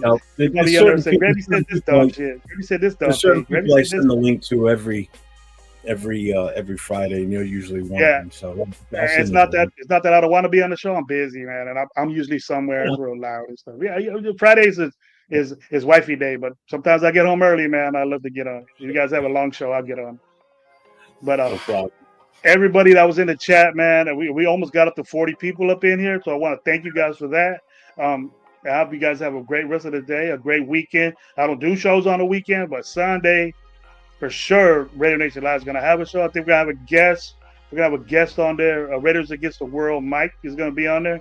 He has a great fan base, great merch. He's gonna have an event coming up that's on a beach over there down south on a lake or a beach, ocean out there, Pacific Ocean type thing. You guys can go hang out over there. He's gonna give out that information. But all in all, I want to say thank you, Raider Nation, and have a blessed weekend. Oh, hey, real quick, one more thing I just want to throw out here because I know you'll appreciate this. Saturday nights, Chris and I have our Last Call podcast. Not this Saturday, but next Saturday, the 28th. We're going to have a special guest on. We're going to have the Violator on with us on Saturday night. Great. Looking forward to that. That's going to be fun. I always have fun. Listening to him. I've been on lives when he was there. He's a great dude, man. Great. Yeah. A lot of tradition and a lot of great stories for him, man. It'll be fun. It'll be a good time getting to interview him and really get to the meat and potatoes of the Violator. You get back to the old school. You get back to the old school right there. How the 6-pack story, you'll learn about that and all that stuff. So we'll get back into it. But all in all, I want to thank everybody. Hang around a little bit. Thank you, everybody. Thanks, Coach, for having me on. I appreciate it, man. It's been fun. No problem. Peace out, Raider Nation.